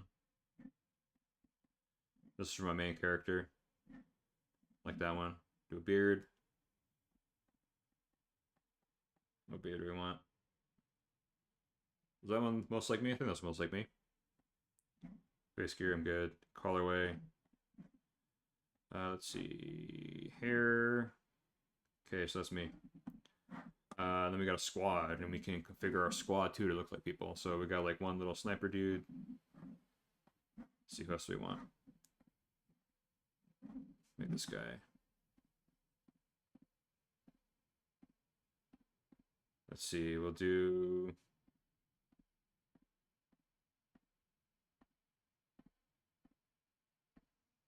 Let's just make sure this works. It's fine. Okay, so now we have a companion. So now we can like customize our companions. Because why not?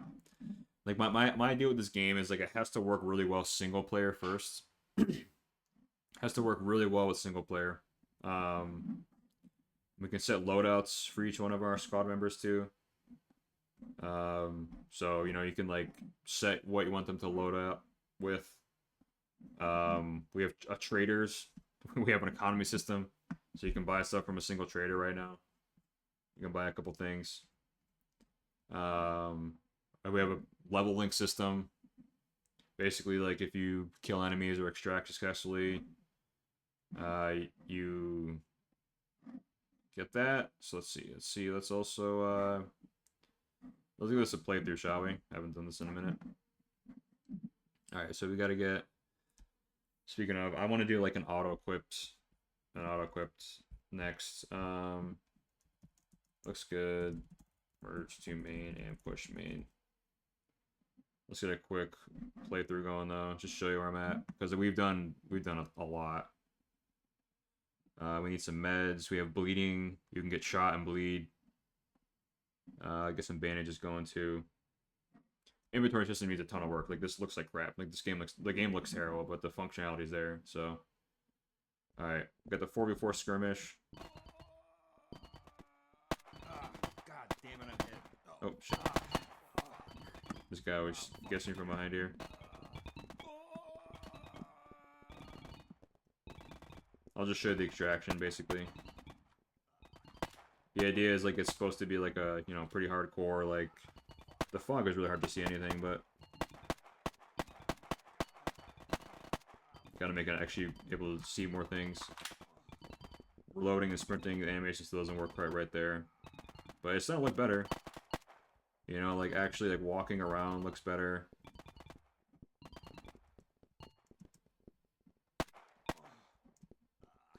Bleeding, like if you, like there's bleeds and so forth. Voice acting is done by yours truly. Got my little squad dudes following me around. They have no guns, but... Oh yeah, max work. I think I showed this. I got disabled already. Oh shit. Oh, so I died. So I got 5 kills.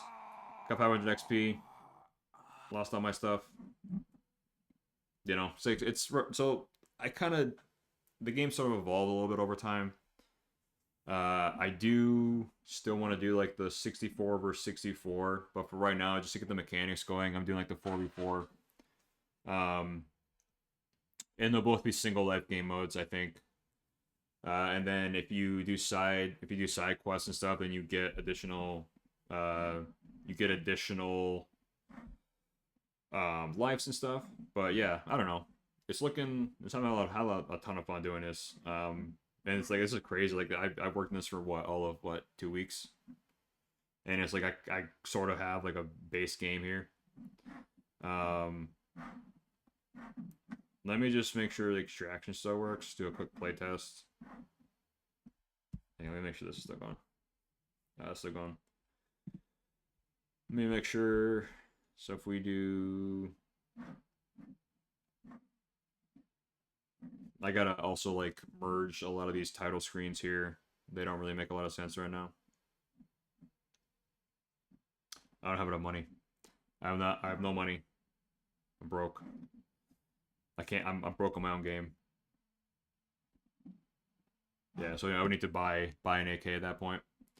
I'll take a look at that second Freedom DAO. But yeah, that's what we got going so far. A lot of real ideas for it.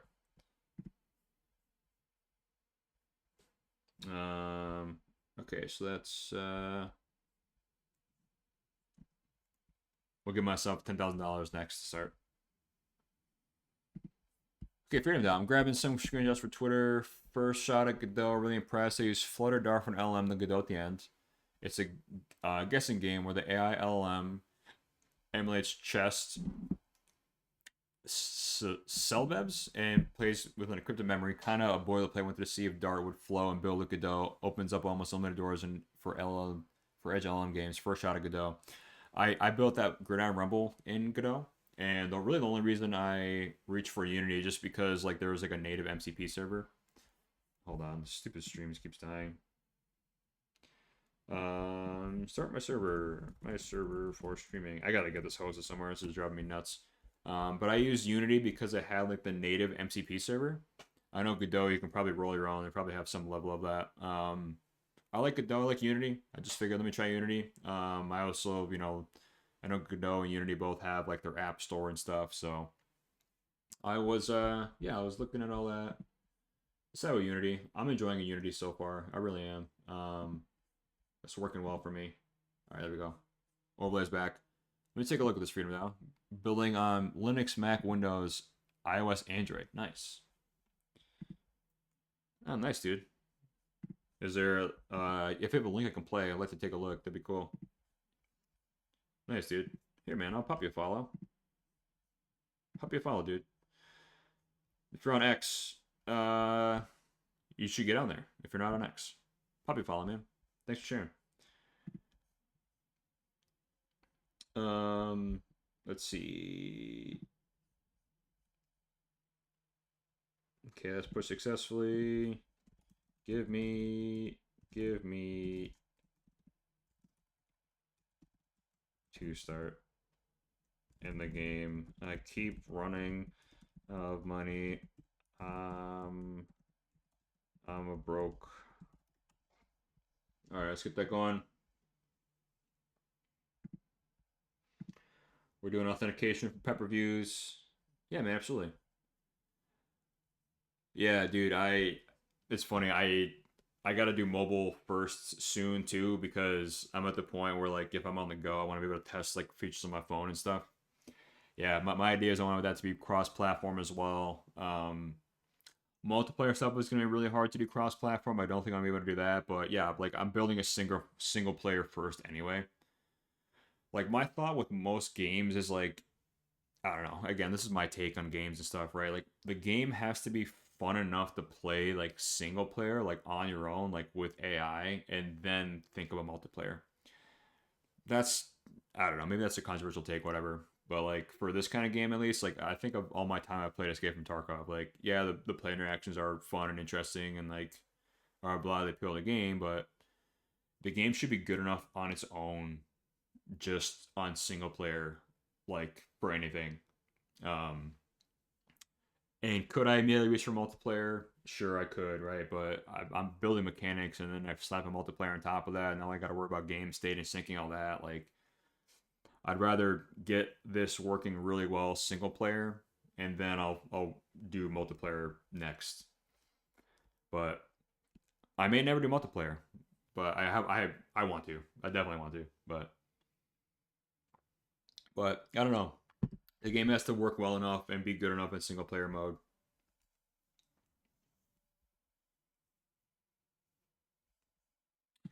All right, let's see. So that job just completed. All right, perfect. Okay, so the issue ultimately was just on protection. Okay. Can you... I see this working now. In dev now. Can you document this change?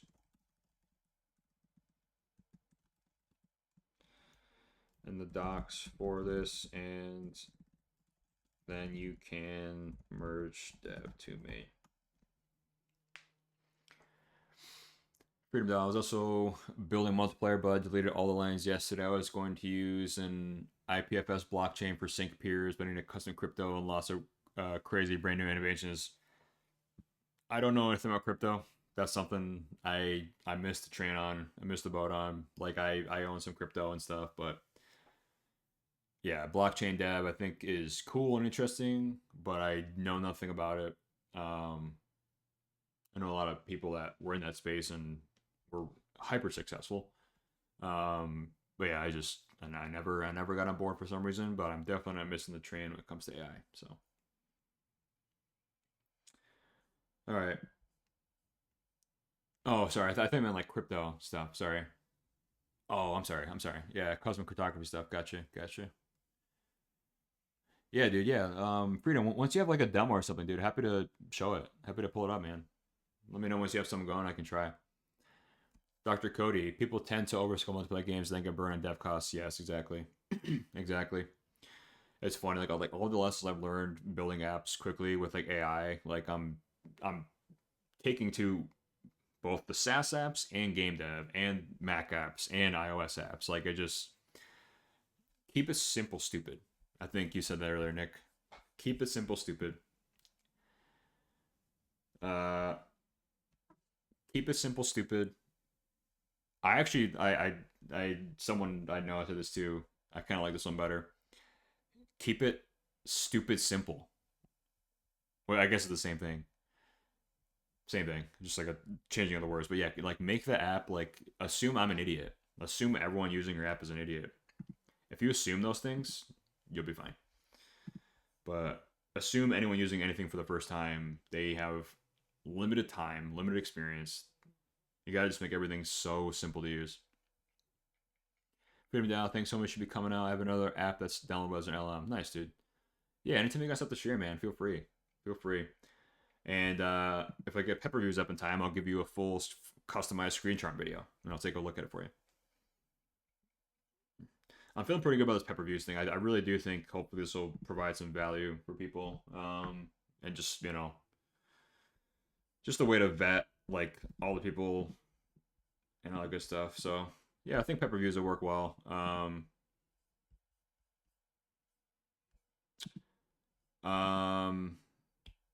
There's another app to.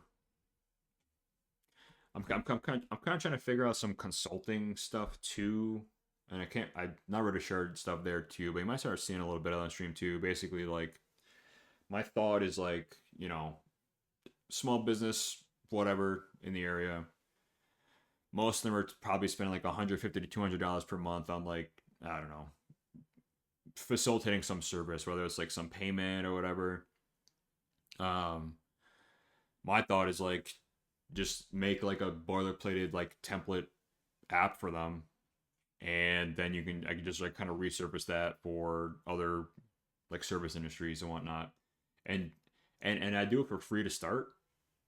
Maybe it's like, okay, here's the app for you, like let me know how much you want to pay, and then just have like a really good first case study, and then hopefully start getting inbound leads that way. But I don't know, I'm trying to think of all that stuff too.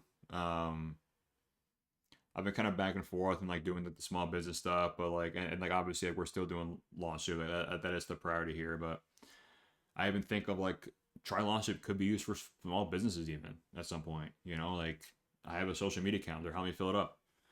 So it kind of all compounds in an interesting way. Yeah, I'm thinking about a lot of stuff, Dr. Cody. I certainly am. I'm just trying to be really cognizant with my time recently. I'm just trying to focus on the things I like are important. And it's really hard to do that. It's really hard. Like it's very easy for me to have the shiny object syndrome and spread myself thin. But I've kind of figured out, a better filter, I guess, over time. It's like I kind of have like two whiteboards. One whiteboard is like solo projects. One whiteboard is like projects potentially with people. And yeah, I'm trying to figure out that balance, I guess. Like pep reviews obviously is like a solo thing, right? But there's like a direct path to hopefully making some like real dollars there, because the reality is like can't be spending this much money on AI and making no money. You just can't be doing it. So I've been thinking about all that. All right, what the heck there's a password manager that just popped up. I wonder what that is. I wonder if that was built into oh, whoa. Looks like they just had to open the password manager. Okay, cool. Yeah, it's doing a smoke test. Cool. Yeah, hustle big time, Cody. Also, I gotta say this one. This one most definitely is a banger.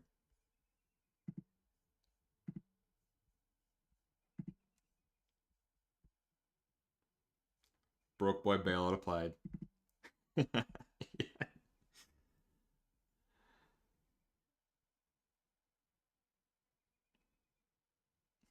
Broke boy bailout applied.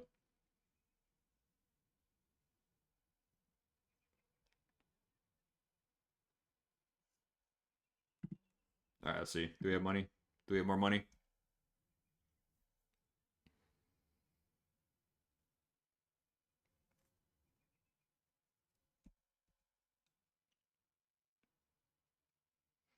Do we have money now? Let's see. Do we have money in the black relay? We got 10K, baby. We're rich. We're rich.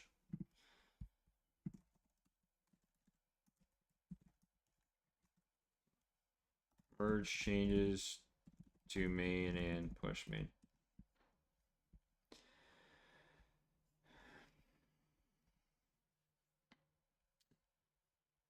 Okay, scroll down, select macOS, and they say LM app, download, it's finished, but only test on Linux, Android. I'm gonna take a quick look.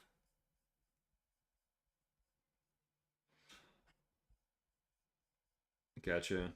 Cool. Tell you what, dude. All right, so get like a landing page or something, and this would just be this would be a good kind of test or pep reviews actually. get like a simple landing page or something. And this is for you to consider as well, Freedom DAO, just for like not only me but for other users and customers at some point in the future. Get like a super simple landing page, something.com, put it wherever. Even like a GitHub README or something. Tell me exactly what this is, right?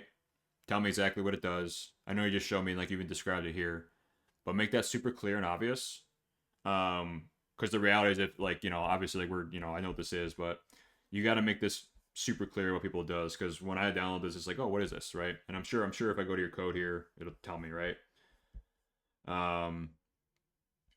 Give me a landing page up and running. Like I gotta know in like 30 seconds or less what this does. So it's a private local first Flutter assistant. I don't use Flutter. Show me a video of what this does. Show me exactly like this is just like a lot for me to read through, and it looks like good stuff. Like this to me is what's important. Like move this up, right? This is like the first thing I care about. Like what is this app? What does it do in like 10 seconds or less? I don't want to like read through like a thing of text. And the screenshot's good, right? But show me a short video or something of exactly what this app does in 10 seconds or less. That's what I challenge you to do, Freedom DAO, especially if you're planning to like sell this or make money on it someday. But just for fun, like forget everything I'm saying. But if you ever do want this to make money someday, you gotta make this extremely simple and really easy to parse. People have no attention span anymore because there's 1,001 different apps doing 1,001 things. So yeah, that'd be some of my initial feedback, Freedom, just for getting me to download it, right? I gotta know what it is. I gotta know up front what's the exact output you get, right? And I'd even say for us or try launch loop, that's not clear for us even, right? Like we don't have a video on our landing page yet. So again, like this is all advice I'm giving myself as I'm giving you as well. So hopefully that helps. But yeah, like just give me like output for us, right? Think output first. Think like end user. Like what's the task or the end user thing that someone's gonna do, and then make that upfront and clear right in the first paragraph. Better yet, I don't want to read anything. Show me a video. And again, this is the advice I'm giving myself, So it's going to be in the Play Store. Preliminary, I can add you to the closed beta and real landing in the Play Store, but open. Yeah, dude. Absolutely. Here. You can throw me on there. All right, let's see. We're rich. Nice. Decision that's best. Buy the entire core master cat like a responsible survivor. Sweet. All right. Do we have auth? All right. Let's get another session going here. I need to work on. One second. Let me pull up secrets real quick.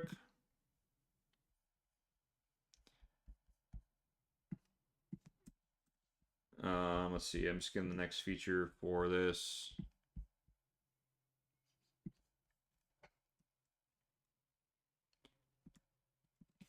Okay, let's see.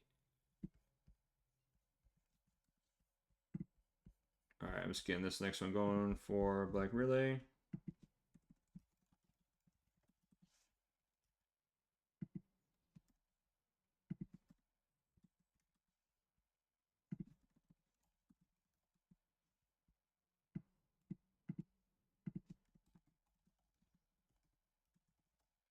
Hip firing, maybe the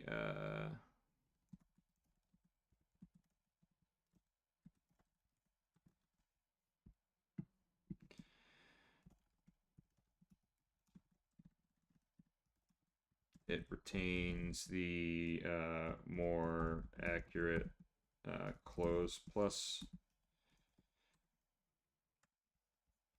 All right, let's see, quit out of that. All right.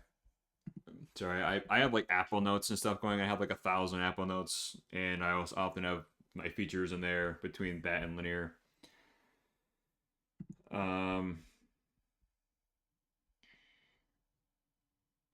Okay, run that to main. Should be able to see this link to install via closed beta. After 12 testers, 2 weeks, and I'm publishing. Nice. I'll take a look at the stream, Freedom Dub. I appreciate you. I'm probably in the wrong email account. I'll take a look at this though. I appreciate you. And if you want, actually, Freedom Dow, you can be kind of one of the first users if you want for pep reviews.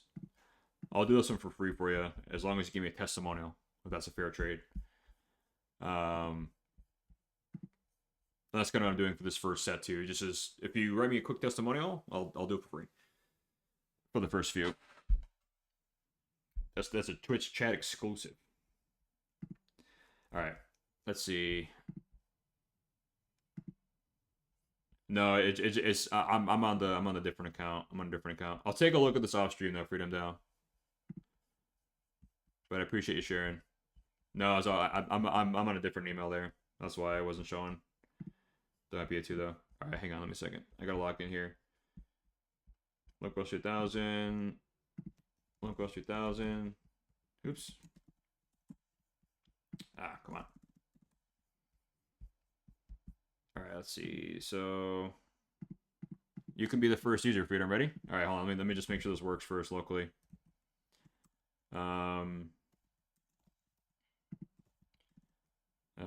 peptechdev@gmail.com. Try.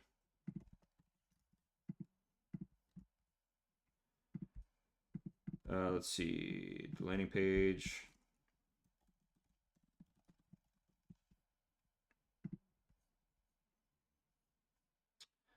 Okay, I don't like that. That should just... Okay, actually, that's probably okay. Kind of like that, actually.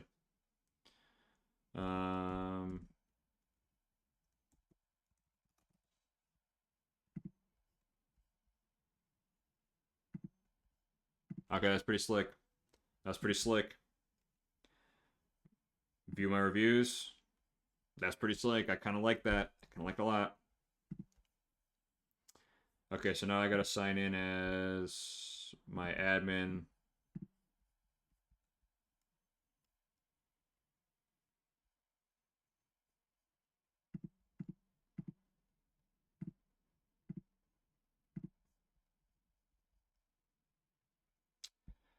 Okay, set to my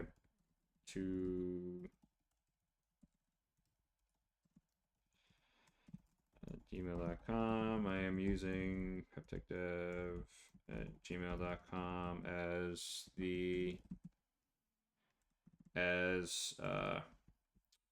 what the hell, as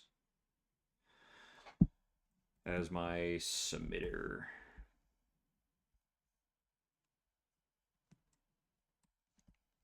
All right, we're a couple seconds away from him now for getting this actually set up for the first time, and you can be our first user.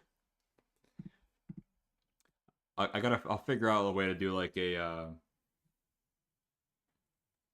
figure out how to do like a affiliate, maybe like a, if people live on Twitch or something, and maybe I give them like an affiliate code or something, like a referral link. I don't know. Gotta think about that. All right, let's see. Okay, dev, better off. Okay. So let's see. Now we need to. So we got this app submitted. Let's see.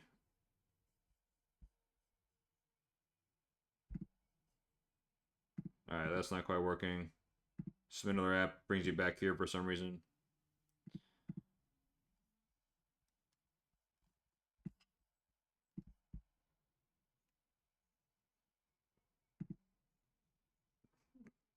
Man, screenshots are still so slow.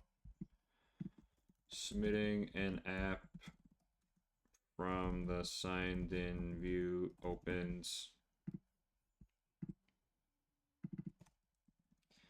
Redirects the user to the home page. It should not.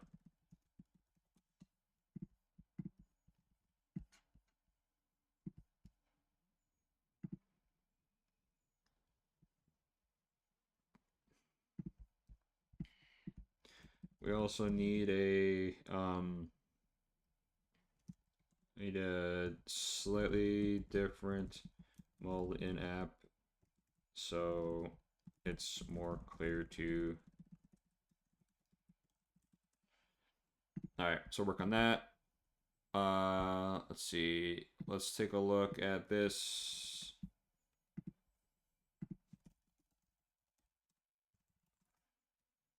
Credit count. Jesse, reviewer.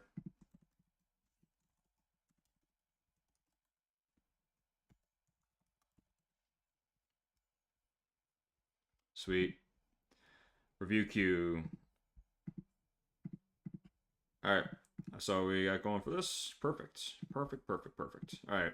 So we gotta get some. We gotta actually do the ability to upload things or review things rather. We didn't do that. We just kind of got all the bones set. Just what we wanted to.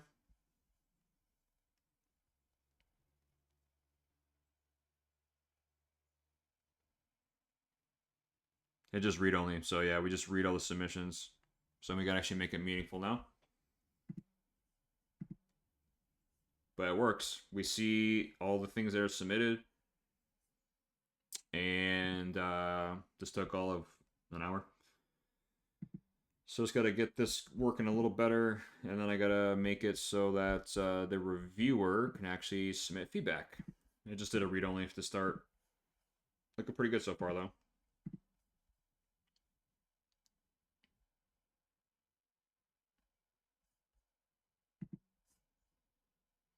We're updating hipfire versus aim down sight to make them a little more meaningful for that. This is taking a super long time to merge dev into main. I've noticed, like, it's, you know, the deployment times are taken too, but the one thing I've noticed, which is kind of unfortunate, is, well, I don't know. It's a trade-off, right? Like, when I do any changes for launch loop, like, it does a full smoke test with every single one of these deployments. So the session takes longer, right? I could choose not to do that, and then it wouldn't do a smoke test. So I'd rather spend tokens doing a smoke test. I would. I'd rather spend more tokens doing a full end-to-end smoke test for this stuff than not.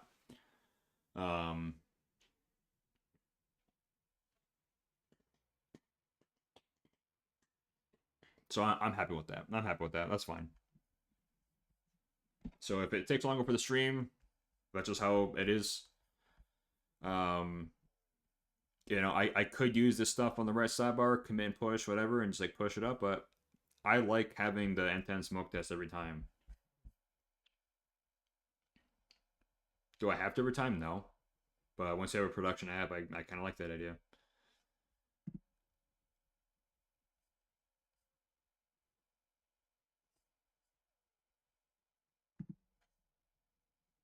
Let's see here.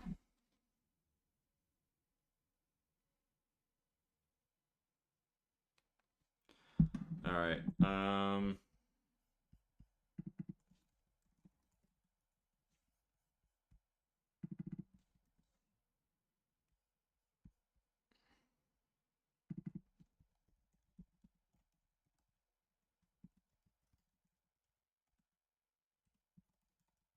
See, does that work? Sweet, that works. I texted Dev Dad, if you're watching, text him on Sunday. Text on Sunday, I said, can you imagine putting this song on Touch Tunes on a Las Vegas rooftop bar once we hit 10K MRR? That's the goal we're aiming towards. Yeah, the smoke test makes things slower, but we are basically coding at the speed of light compared to doing many. Yes, and you know, you guys know I'm all in, right? So might as well smoke test it too.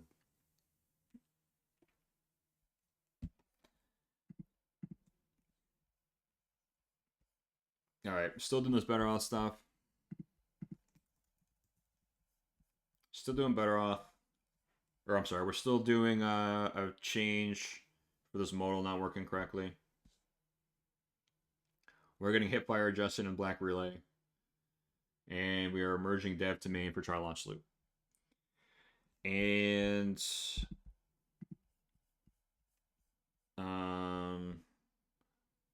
we have the farmers market app that we need to take a look at some point as well. This is something I'm working on with my other friends, and the app works. Like we have a system. It's a super simple CRUD app. It's basically just you know, I'm a farmer.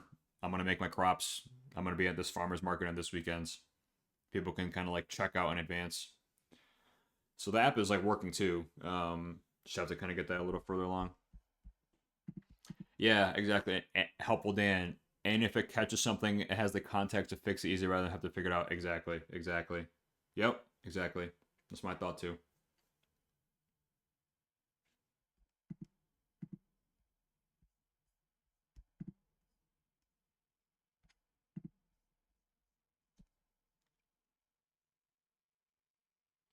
Hey, Lee Plo to us. Thank you for the follow. Appreciate you.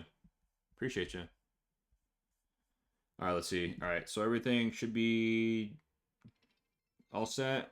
Hit the follower goal of 280. Thank you guys. Appreciate you. You'll see my squat and push-up counter is severely in debt. At some point on one of these streams, I am just gonna like do as many as I can. I already updated to be +5 instead of +20, but yeah, I'm in some crippling debt here. That will be addressed. It's gonna stay on my screen until I actually address it, and because I do want to make a more minimal sort of like OBS layout here. But that'll be my motivation to do them, and then once I do it, then I will get them all out of here. Okay, so we should be good there.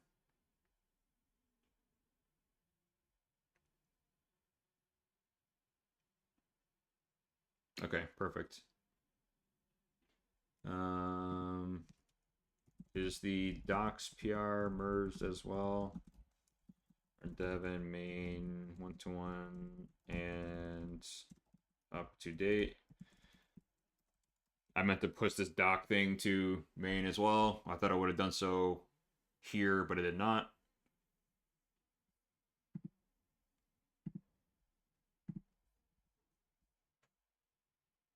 I don't think it did because it made... I shoulda.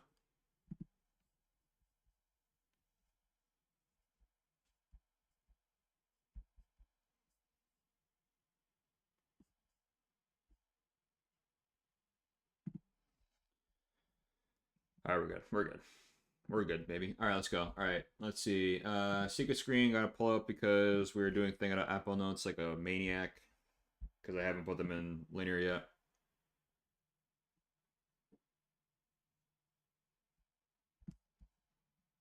Okay, we're gonna add this. We're gonna add the configurable content types. Gotta think this through a little bit.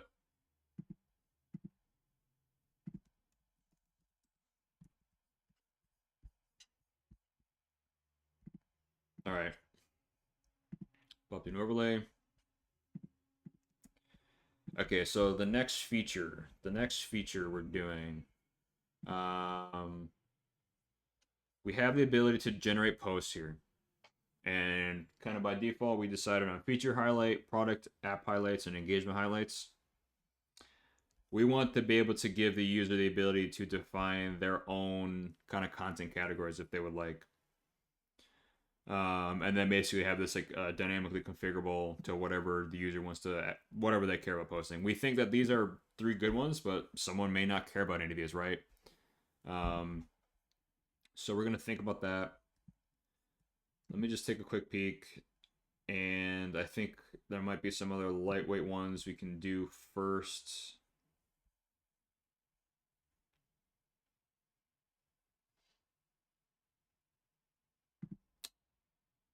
Let's see. Say we don't. This is set up. We don't need to restrict IPs. You have to sign into Vercel in the dev environment to access dev. So this is done. There's so much stuff we have done in linear, so let's take a look. already did this too. Done. Okay, there's actually one that's more important here we gotta do. Alright. Secret screen back up for a second. Secret screen is back up for a second. Because we need to get this back here. Alright. We're back. Alright. We want to actually get this. So there's an issue with the X generation. It should be 280 characters or less, so let's fix that. It basically, when posts are generated for X in particular, it's not adhering to the policy of 280 characters.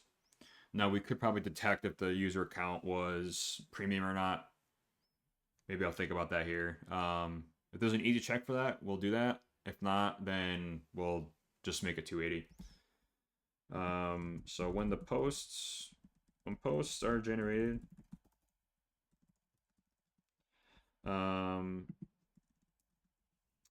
it appears that on my personal X account, which is premium,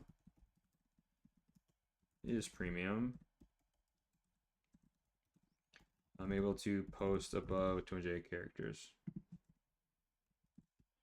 However, for my try launch loop account, which is not premium, I had to go in and manually update many of the tweets to be under 280 characters. Can you use the X API to check the status of if the user here is premium or not, and generates tweets accordingly?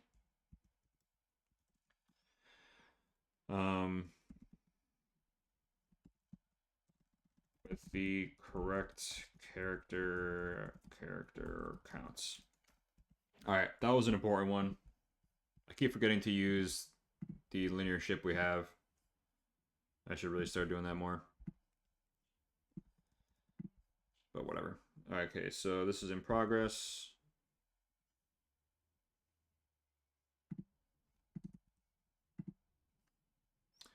That's in progress. Oh, another important thing that is kind of preventing me from dogfooding it more. I have to actually allow images to be uploaded. That is another really big one. I'm gonna call this. I gotta do this next.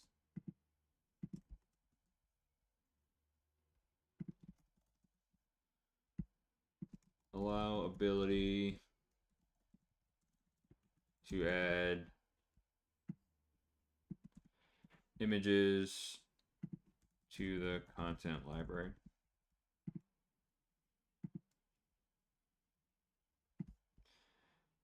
We'll do that at some point. Generate image in my post. That will be kind of next.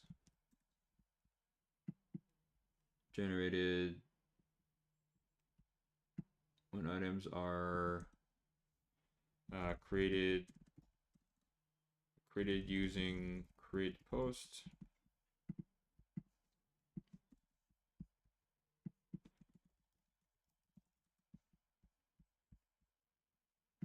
Alright, so we're going to get the manual ability first, and then we'll kind of automate things. We kind of have some basic automation working for this, not working super well.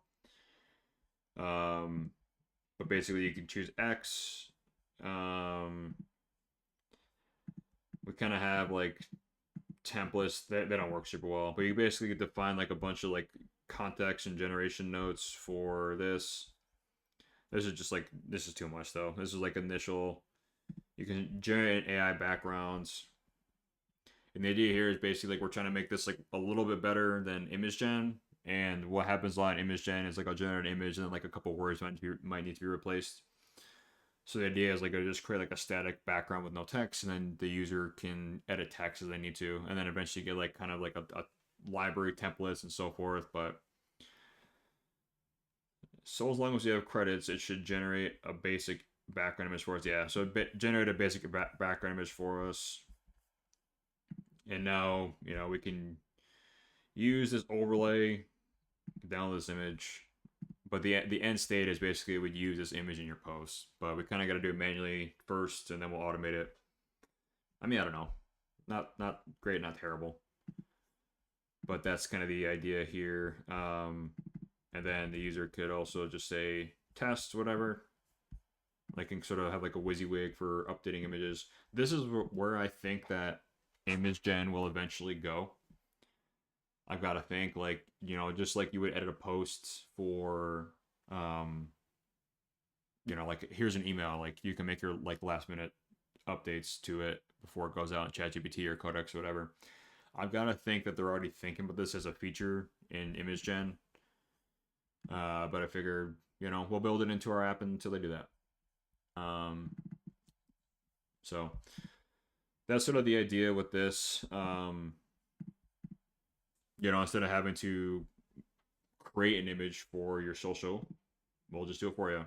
I think this will probably be a pretty fast follow. I'm really interested in the image stuff. And we have a proof of concept working. We just have to figure out how to make it a lot simpler. And eventually just remove this images from beta entirely and just have it be in your content library too. But we're not there yet. Not there yet.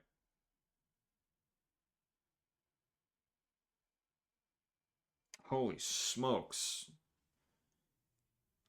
225k characters allowed? Wow.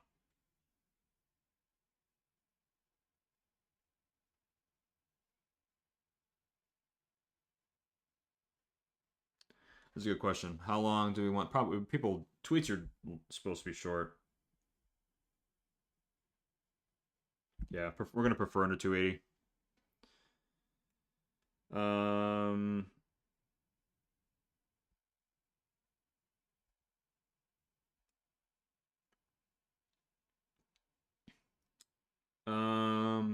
That's a good question. How often do we want to check if they are X premium?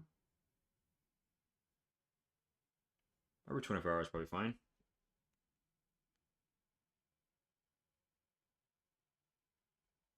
I'll do cache every 24 hours and enable a toggle somewhere in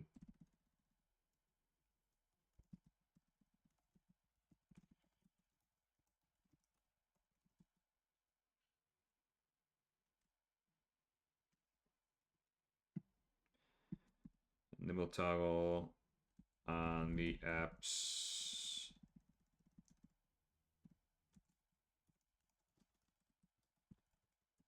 Where do we enable toggle?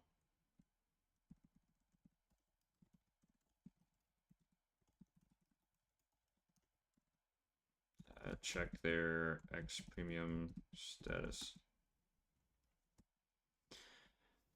Okay.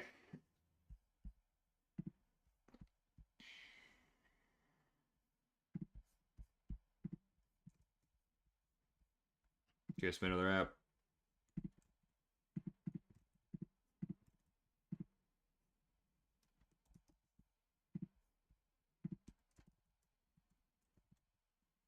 Man. Let's do.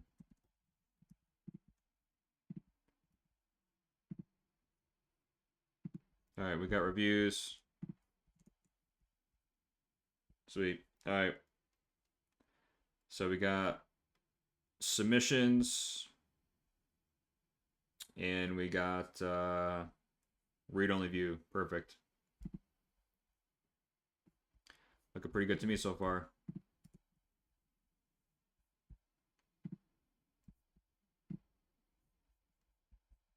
Looking pretty good so far, guys. All right.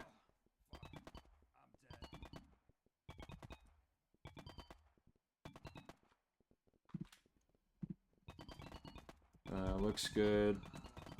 all looks good.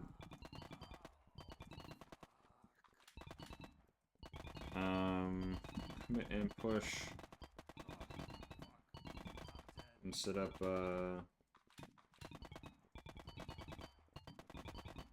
automatic convex deployment script as well. Similar to try launch loop. That automatically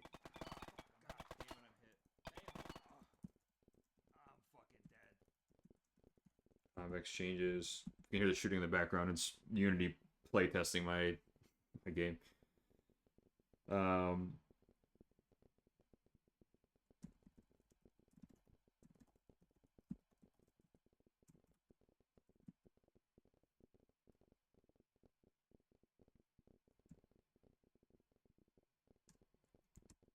All right. Prep reviews going up. So once we get this initial pushed out, what I'm going to do is I am going to also, I got to do the next step, which is basically like allowing me to actually like click a button to provide my feedback for the site. And that'll be pretty simple. It'll just be a button here. Maybe they'll open another modal, just says screen charm link, summary, something else. Probably just a screen charm and a quick summary for now. This should be fine. Then I gotta kind of make that dynamic to account for either landing page, the SaaS app, or landing page. I probably gotta actually do. I wonder if I need to do. I wonder if I need to do basically like assuming someone. I mean, if I'm a user and my whole point is to review your site, I should just have a single product URL. I don't want a landing page URL and an app URL. I want a product URL. I gotta be able to sign up for it quickly. If you have a paywall behind it, I'm not gonna pay for it. I could do a throwaway card, but that'll be my feedback right away. I'll say, hey, look, I'm not willing to put in a card. Figure out what that looks like for your app. If you want to do a free trial, go for it. But it'd just make me harder. It'd make it harder for me to actually review something. So I'm kind of digging. Like, I mean, Codex in 5.6 got a little bit better at front end design. I gotta say. I mean, this first iteration of Try Launch Loop that looked like Lego blocks. It's getting better. It's getting better. I gotta clean up a lot of this. I mean, cards were a mess before. Like, things are just misaligned everywhere.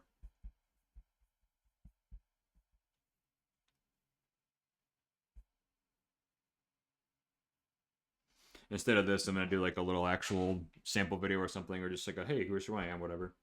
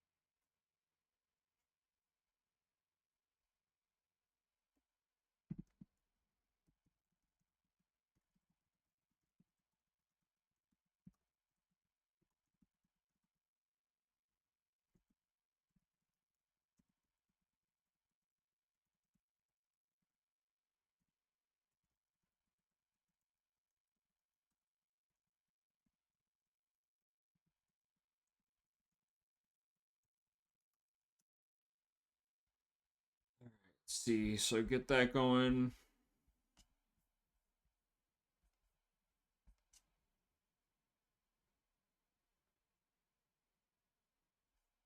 And then one update to this plan.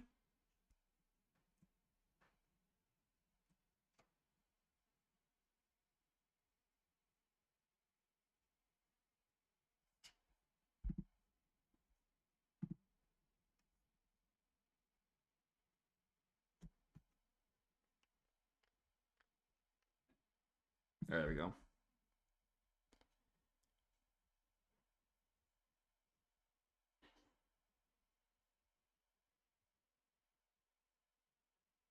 Perfect. Okay, all right, so we are now checking basically for what your X premium status is, and we are going to generate different tweet lengths depending on what your premium status is, because that was not checking that before, and it was the user had to go in and manually delete a bunch of text, and that was annoying. So Freedom Dial, the LM started getting really good with is GPT-4 03 with the UI. Trickiest to use tokens like Apple Clean, Glassium, etc. I think of fresh words, hippy tippy artists use, just make up words that sound cool. GPT-4 and 03. What is GPT-4 like OpenAI's old version of this? This is like a pretty old model, right? GPT-4? I heard they're getting rid of this. Or am I... I'm on 5.6, so I thought they were phasing this out. Maybe not, I don't know.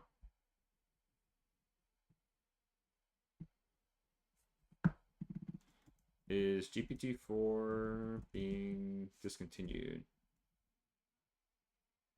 Yeah, these are gonna get retired at some point, I believe. 5.6 soul high, little go. Yep, 100% agree. Yeah, yeah. Look, they're retiring all this.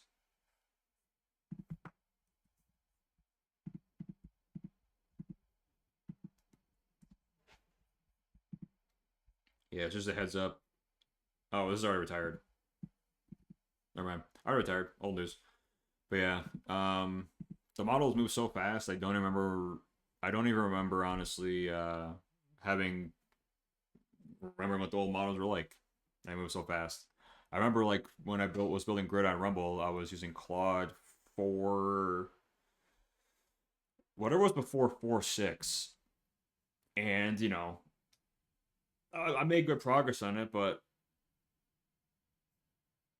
now it's like if I reach for 5.6 Soul, like I just like I have confidence that it will do the things I want to, and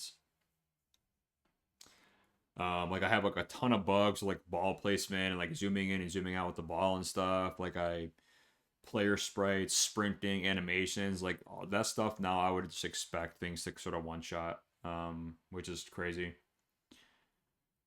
Ben Brager, Gemini models are on the decline. I have a feeling there's going to be a major surge soon. Yeah. I mean, it's funny enough. I've heard that Grok 4 or 5 or whatever is very good. Um, I mean, Meta just came out with their models as well. The competition is very good. Competition is a very good thing in this space, for sure.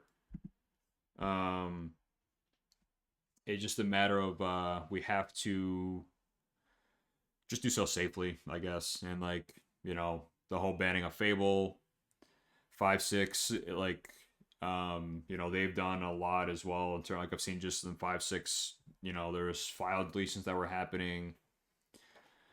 Competition is good. Competition is really good. And I want to try them all. I want to try them all, but I don't have an unlimited budget to spend $100 on AI like on AI tokens a month. I don't. I think they're reasonably priced for sure.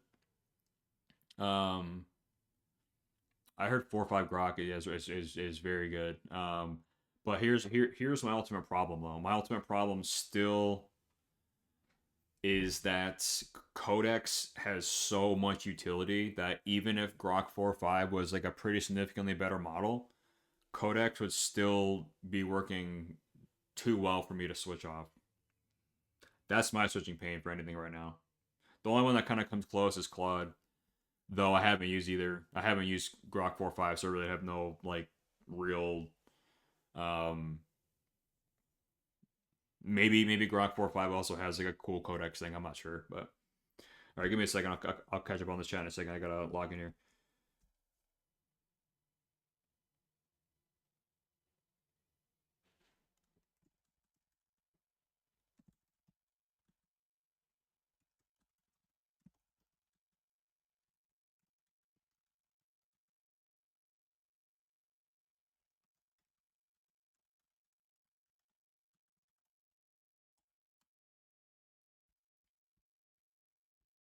One sec.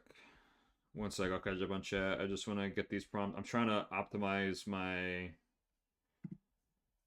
prompting here. So let's see. Let's see if we fixed. Let's see if we have a better ADS.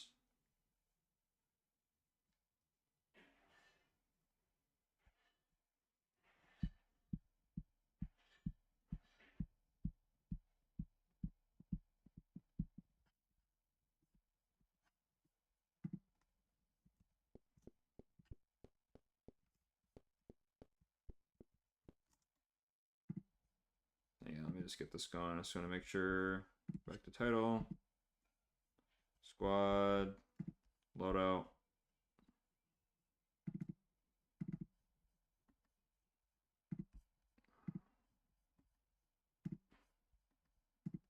I gotta fix this for sure. It's just bad UI right now, but let's just make sure that this UI stuff works. Yeah, it works pretty good. So now for like hip firing, it's a little less accurate.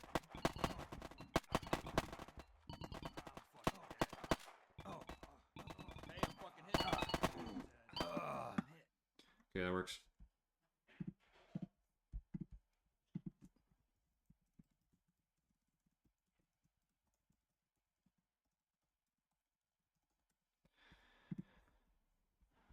Alright, give me 1 second. I'll catch up on chat in just a second. Let me just make sure this is all configured.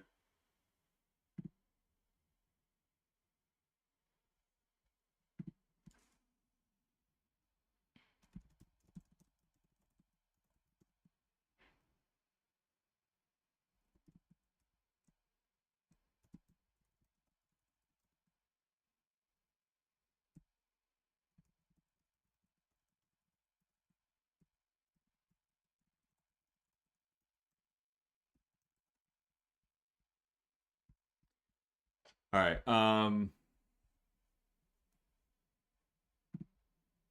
used to work on the app you shared. Invented some new ways to chunk small LMs outputs together.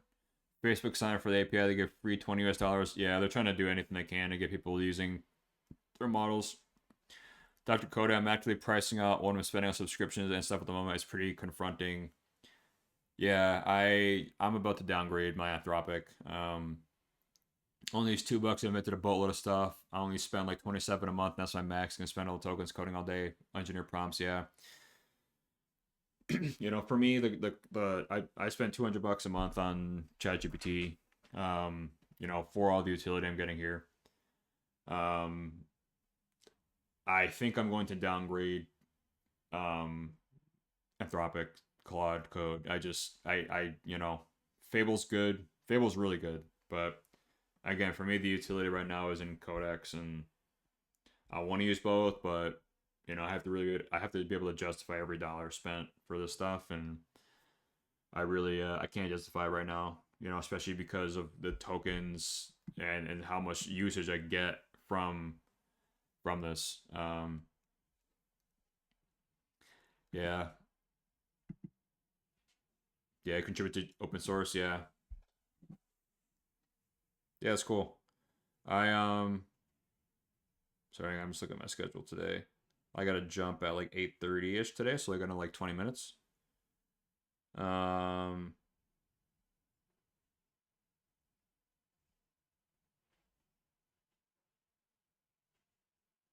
just checking the schedule. Oh yeah, I got another 20 minutes here. Yeah.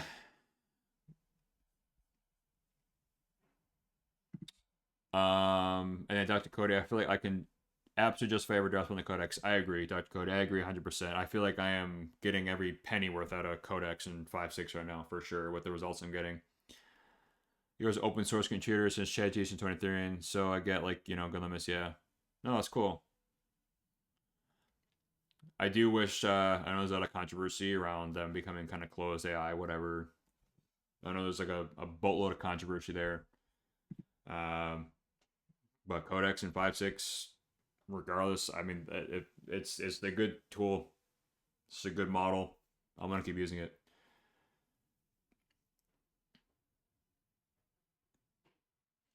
Let's see. All right, adjust ADS crosshairs. Okay, yeah, that looks good.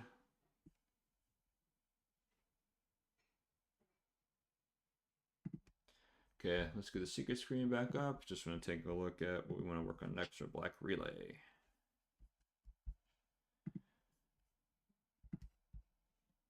Okay, we also want to get a hip fire. We also want to get a hip fire going for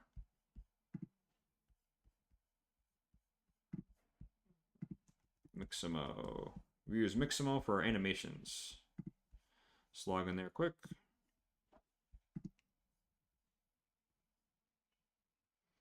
And we'll get a hip fire animation going. Hip.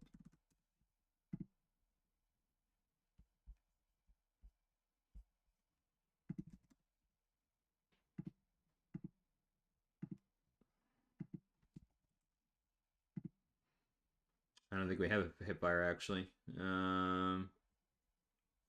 no, we're not going to do that. That's fine. But we are going to get crouching going.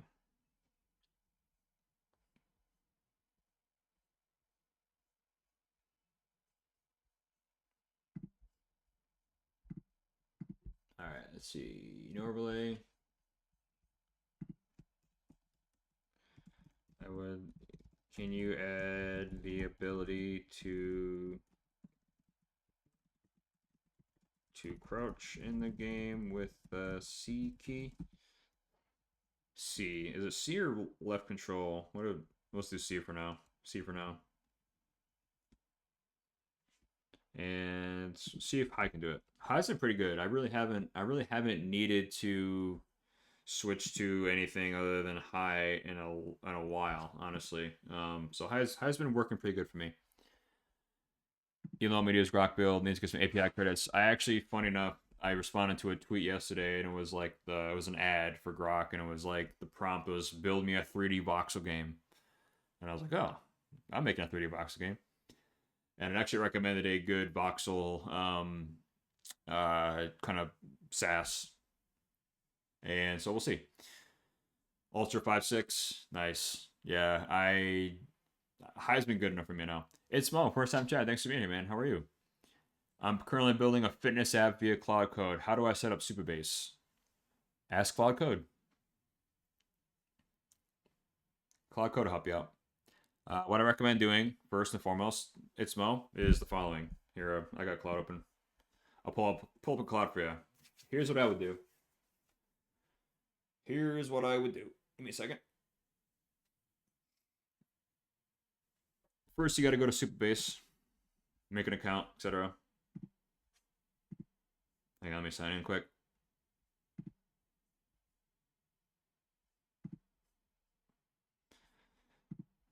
Come on, here we go. All right, if you're not on Cloud Desktop, I'd recommend you doing so.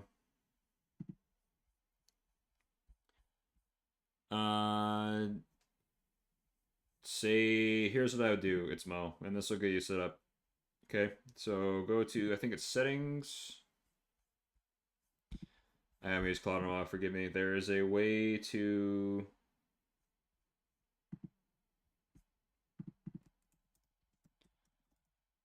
Where are the... If you do /MCP, where are the settings? Where are the settings? Ooh, Cloud's a browser. Cool. Do they have a Command K? Plugins. Just do Command K, go to plugins. Here we go. All right, here's where we gotta go. Here's what I recommend: download Cloud Code, desktop. In plugins, go to browse, and then search for Supabase. Add this plugin. I still don't fully know the difference between connectors and plugins, so just get both of them. I'm sure they got a skill here too. Add those, and then you'll be able to get direct connection to your Supabase and whatnot. And then you can set up your continuous integration, your CI. So anytime you deploy to like your main branch, it will deploy your database changes along with that too. So ask Claude how to do that as well. That's what I would do. Make sure you have, I think row level security is all set up by default correctly out of the box now. I know there was issues with that before. But yeah, just ask your AI tool to help you set it up. But that is where I would start. Just make sure you have all like the right connectors so it has full context for you, and then go from there.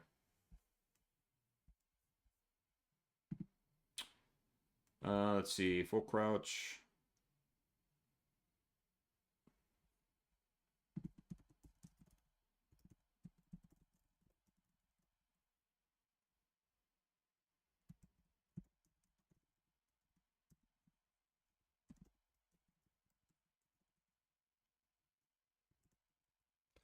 Agree with toggle. If you need a new crouch animation, I can get one in Mixamo for you.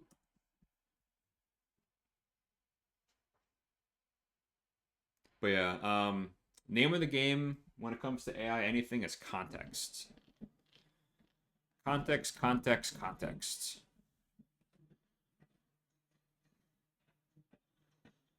Chess game is building. Nice.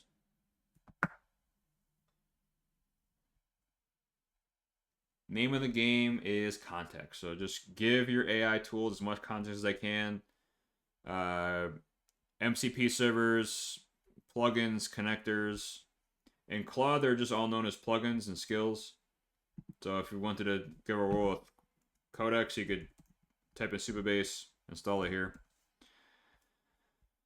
There's also a cool way to see, basically, what are the new tools I should be taking a look at. Oh, hang on.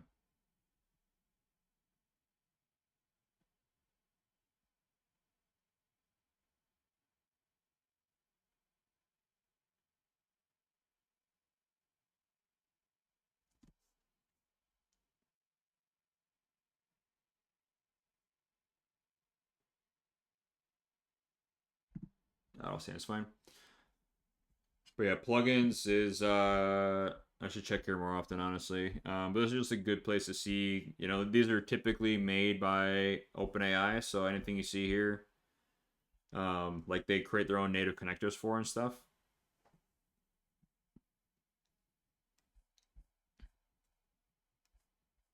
So yeah, definitely recommend checking this out too if that's of interest.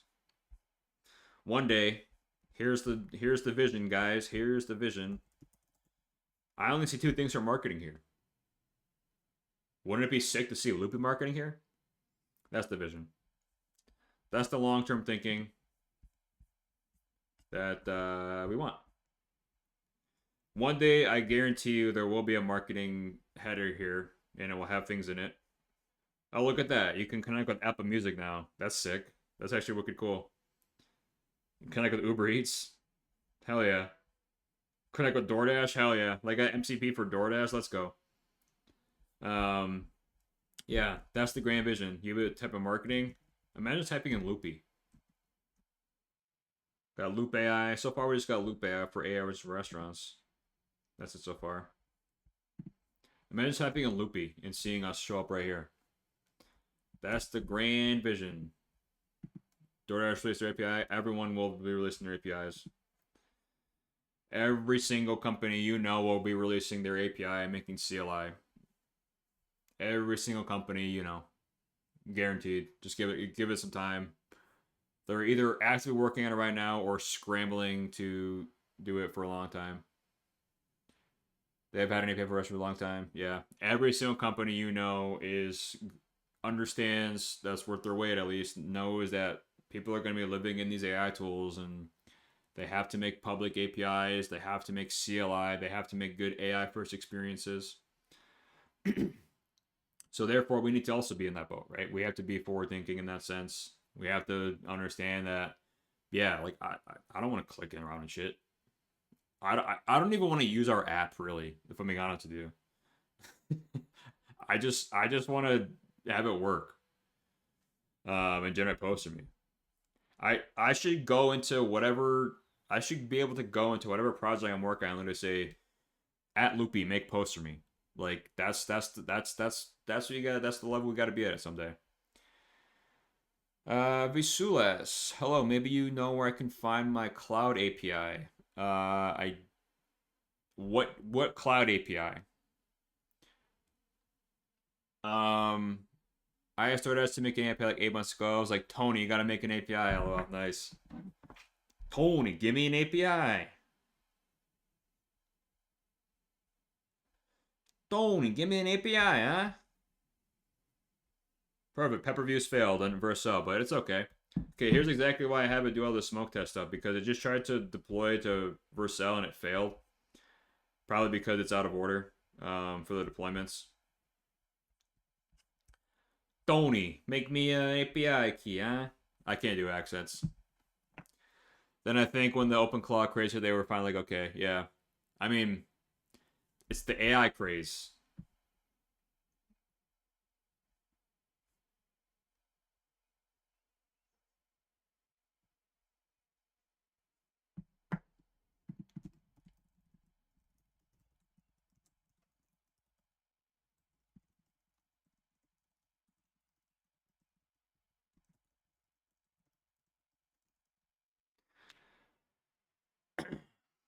And then I think when the OpenClaw, or sorry, I was making some crazy cool stuff for food.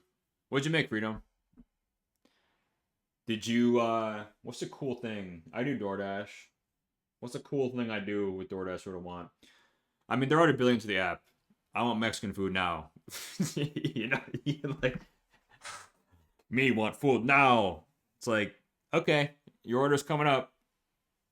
Like, you know, at some point you're gonna be able to just talk. I want to be able to talk to Codex and be like, I'm hungry.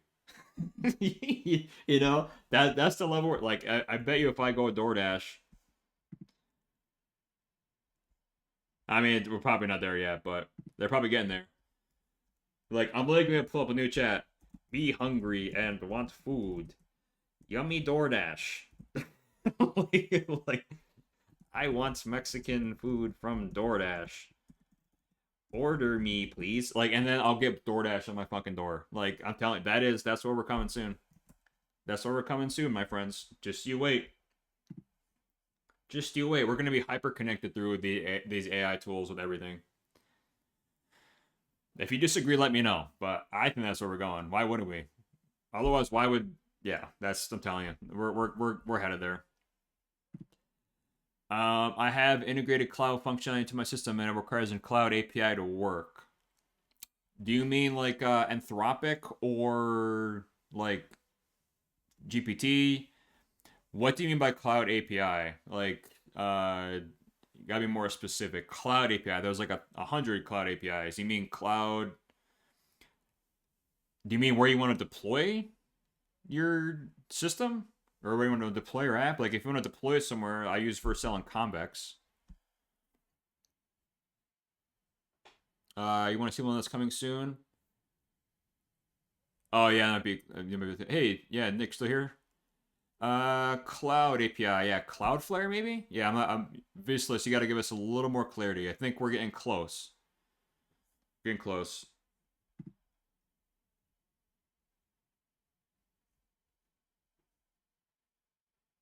Okay, let's make sure this works. Oops. Pep.reviews. All right, let me sign in. I gotta make my own account.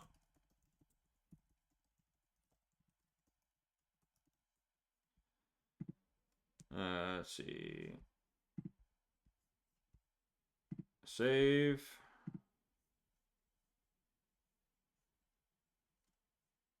Okay. Okay, so Pep Review should be working now. So if someone wants to tell me if this works or not, you should be able to go on the site, submit something, and I should see here. Now, it's not, I literally have to build the next functionality to review it. The payments don't work, but if you put something in, you will see it. I think. So that's cool. We did that in like 2 hours on stream, which is pretty sick. All right, let me get this going next. So, okay, this all looks good.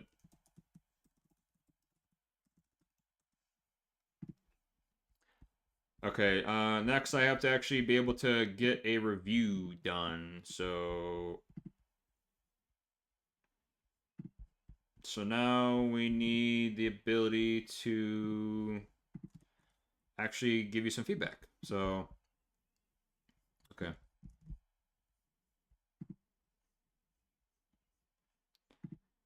Alright, this is the last piece we need here. Plan. The next thing we...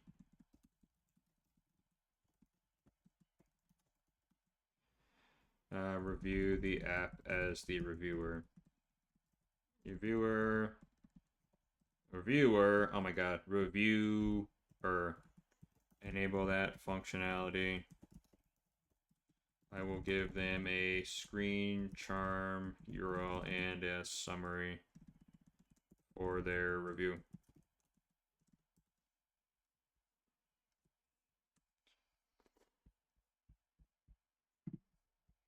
Okay, we're also adding the ability to crouch at the C key. Okay, we're crouching, baby. We're crouching. And we're still cooking on this. Holy smokes, it's taking a while.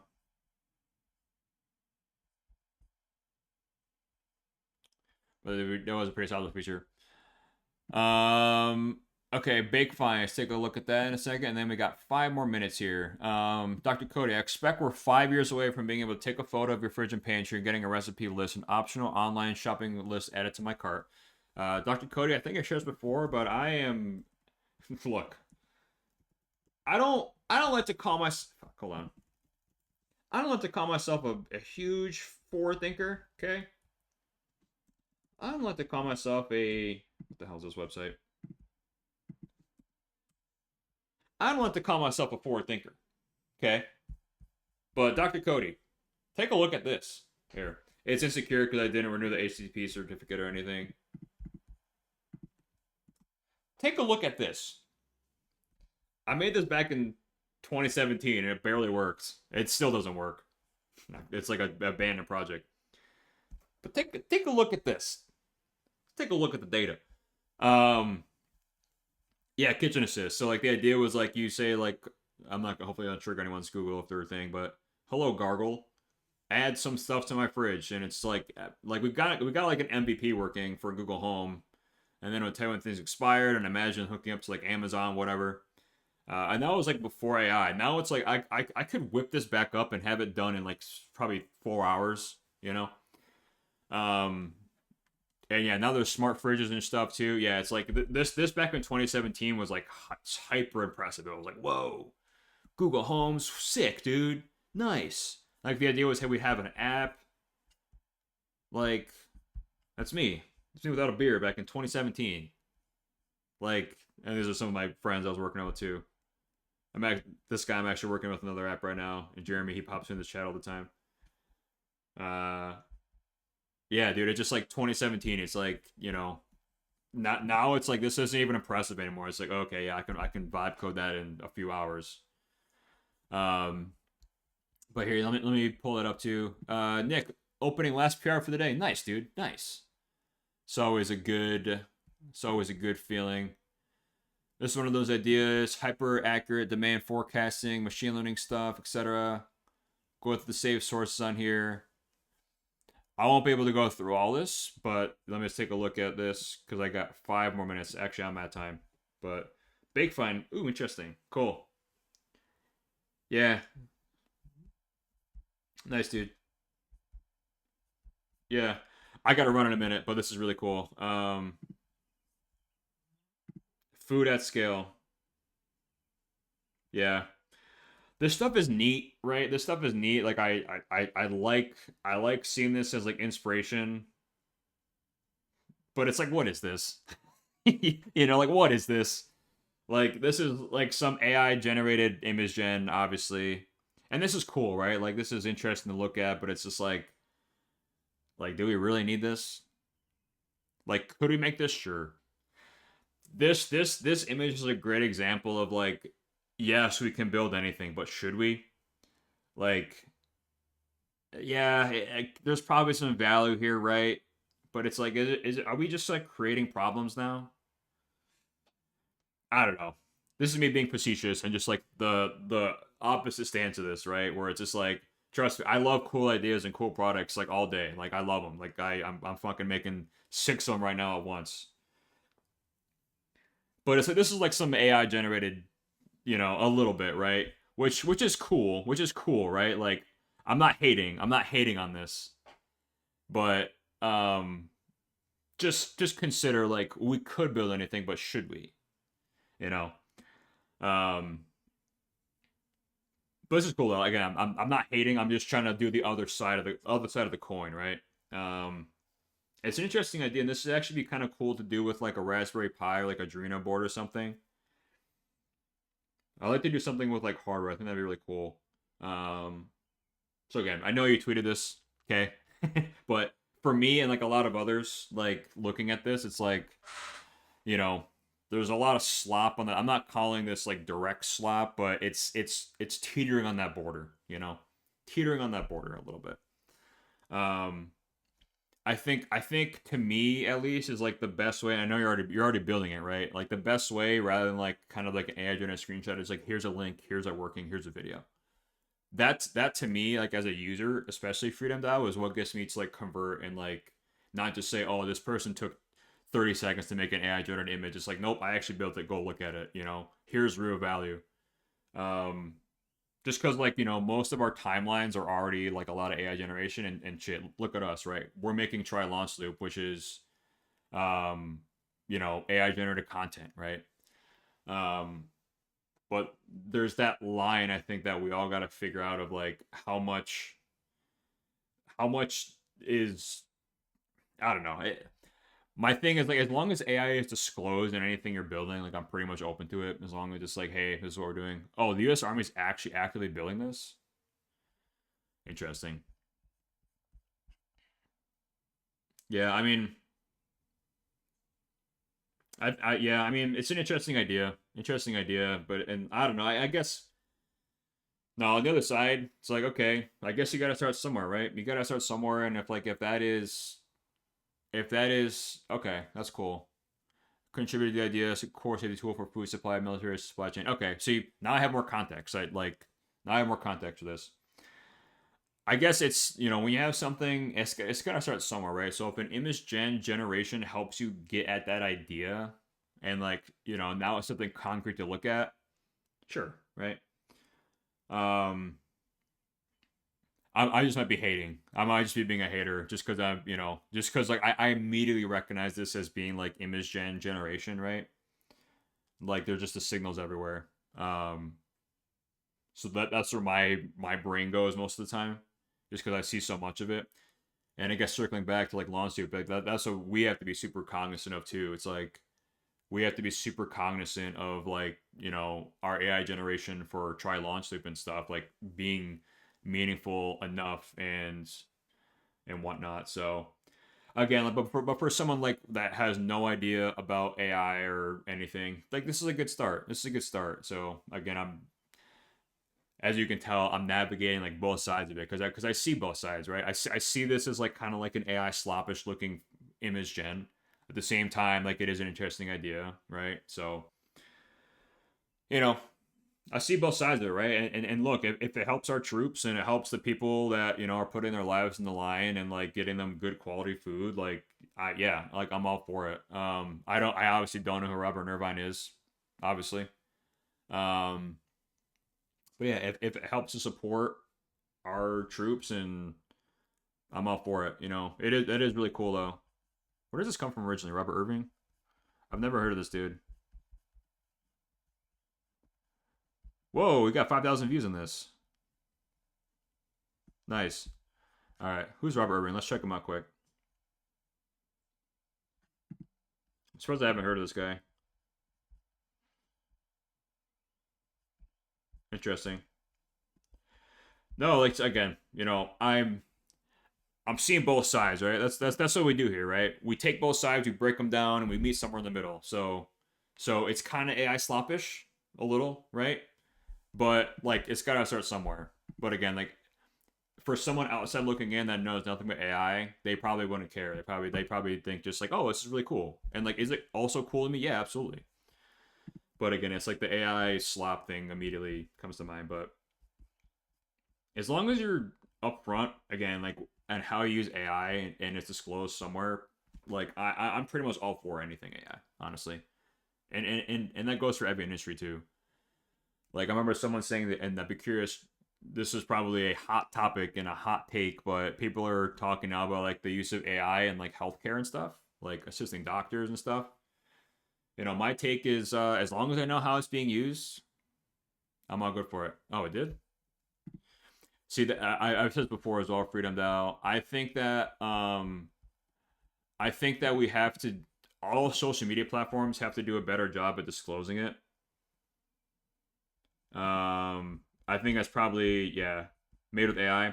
I think this has to be way bigger. This is my feedback for all platforms. This has to be bigger, and this goes for us too.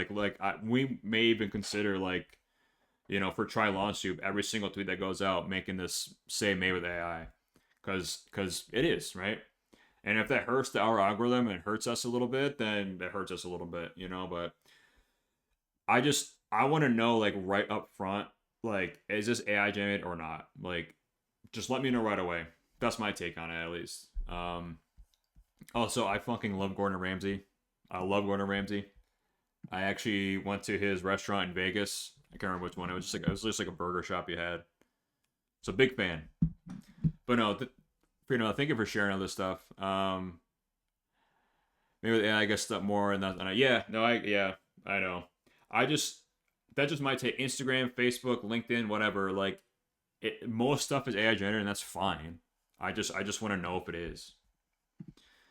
And that's something we're like thinking about pretty critically as well for Launch Loop. You know, it's like, but yeah, no, thanks for sharing. I know I'm way over time. But tell you what, Freedom Dow, take a look at Pep Reviews. I'm still getting that up and running here, so give me like another like hour or two, and I should have like an actual legit, like, not payment processing, but you can be my first user. Give me some feedback on this too, and I'll review it. And same goes to everyone. Same goes to everyone. Maybe stream tomorrow. I should have this all fully hooked up with Stripe and whatnot. But as a stream exclusive, if you go to Pep Reviews, you can sign up and you can submit products you want me to review. And they'll pop up here. I need to literally build my next set of features so that I can actually give you a review.